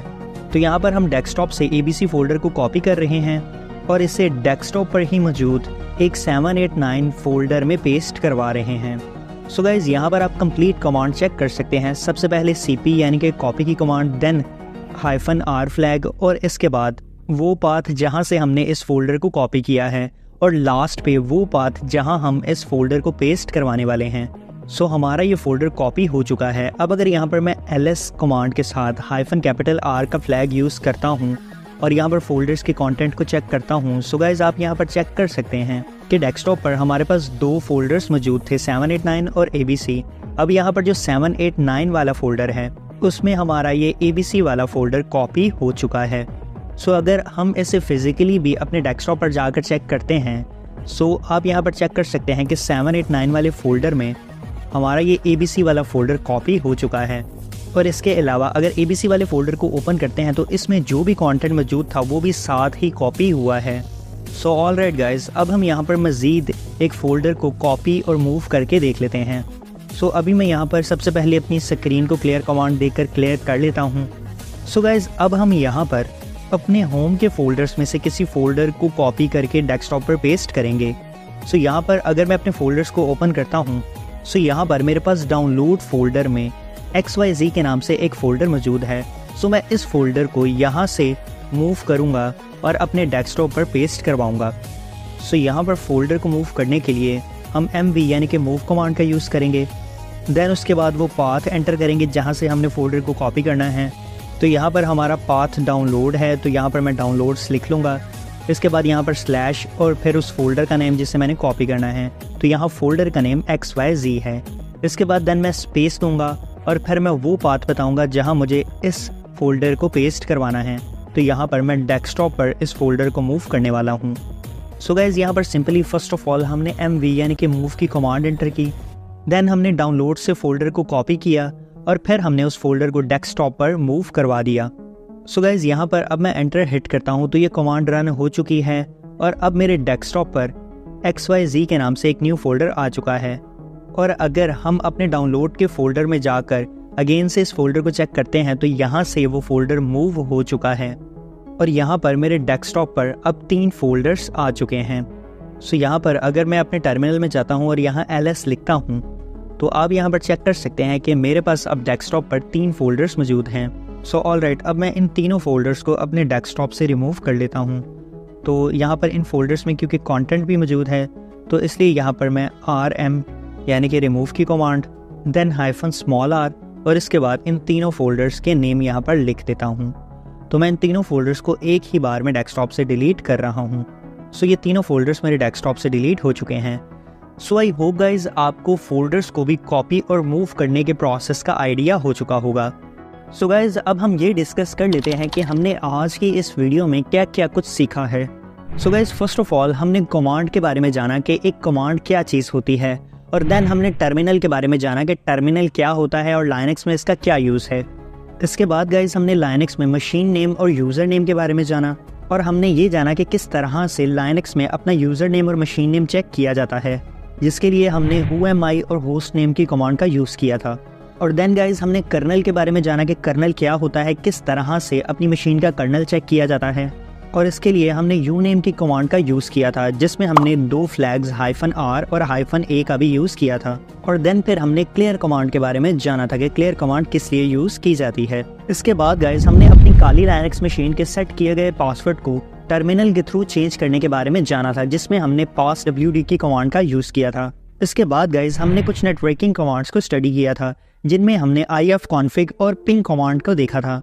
इसके बाद गाइज हमने अपनी काली लाइनक्स मशीन को अपडेट और अपग्रेड करने के प्रोसेस के बारे में जाना था जिसमें हमने रूट यूज़र और प्रिविलेज यूज़र दोनों मेथड्स के थ्रू अपनी मशीन को अपडेट और अपग्रेड करने के प्रोसेस को देखा था। इसके बाद गाइज हमने लाइनक्स की कुछ बेसिक कमांड्स को स्टडी किया जिनमें हमने pwd यानी कि प्रेजेंट वर्किंग डायरेक्टरी की कमांड को स्टडी किया। देन हमने ls यानी कि लिस्ट कमांड को जाना और इसके बाद हमने फ्लैग्स को स्टडी किया कि फ्लैग्स क्या होते हैं, लाइनक्स में ये किस तरह से यूज़ किए जाते हैं। और देन हमने ls कमांड के साथ डिफरेंट किस्म के फ्लैग्स को प्रैक्टिकली स्टडी किया। इसके बाद हमने ये जाना था कि अगर हमें लाइनक्स में किसी कमांड की इन्फॉर्मेशन चाहिए हो तो ये हम किस तरह से हासिल कर सकते हैं, जिसमें हमने इन्फो, मैन और लास्ट पे हेल्प कमांड को स्टडी किया था। इसके बाद गाइज हमने लाइनक्स में हिडन फाइल्स और हिडन फोल्डर्स के कॉन्सेप्ट को समझा था और ये जाना था कि डॉट फाइल्स और डॉट फोल्डर्स क्या होते हैं, और हमने ये जाना था कि किस तरह से लाइनक्स में ls के साथ -a फ्लैग का यूज़ करके हिडन फाइल्स और हिडन फोल्डर्स को चेक किया जाता है। इसके बाद गाइज नेक्स्ट हमने फोल्डर्स और डायरेक्टरीज को बनाने के प्रोसेस के बारे में जाना था, जिसमें हमने mkdir कमांड का यूज़ किया था। और देन हमने बनाई गई डायरेक्टरीज या बनाए गए फोल्डर्स को डिलीट करने के प्रोसेस के बारे में जाना था, जिसमें हम खाली फोल्डर्स को डिलीट करने के लिए rmdir यानी कि रिमूव डायरेक्टरी की कमांड का यूज़ कर रहे थे। और इसके अलावा ऐसे फोल्डर्स जिनमें कि कोई कंटेंट मौजूद हो या कोई फाइल या कोई फोल्डर मौजूद हो, उन फोल्डर्स को डिलीट करने के लिए हम rm के साथ -r फ्लैग का यूज़ कर रहे थे।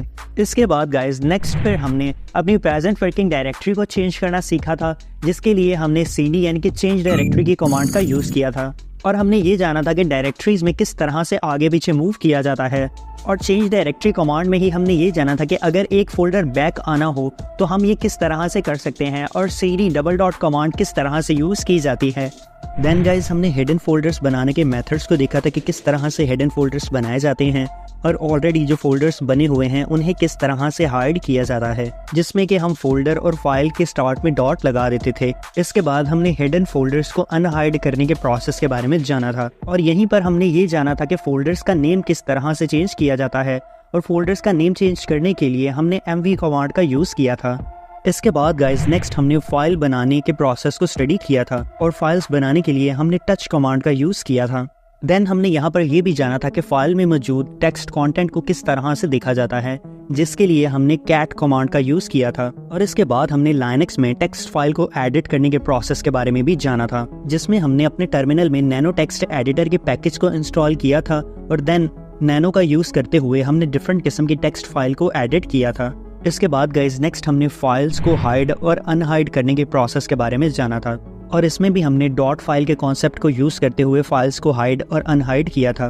इसके बाद फिर हमने हिस्ट्री कमांड को देखा था कि हिस्ट्री कमांड किस लिए यूज़ की जाती है, और किस तरह से हम अपने टर्मिनल में इंटर की गई कमांड्स की हिस्ट्री को डिलीट कर सकते हैं, जिसमें हमने .zsh हिस्ट्री फाइल को डिलीट किया था। और इसके बाद गाइज लास्ट पे हमने फोल्डर्स को कॉपी पेस्ट और मूव करने के प्रोसेस के बारे में जाना था। सो गाइज ये थे वो तमाम टॉपिक्स जो कि हमने आज की इस लाइनक्स की वीडियो में कवर अप कर लिए हैं। एंड आई होप गाइज कि अब आपको काली लाइनक्स में टर्मिनल का यूज आ चुका होगा। अगर आपने ये चैनल अभी तक सब्सक्राइब नहीं किया था तो चैनल को सब्सक्राइब लाजमी से करिएगा। और नेक्स्ट आने वाली वीडियोस में हम लाइनक्स में फाइल परमिशंस के बारे में डीपली स्टडी करेंगे। So take care and good bye.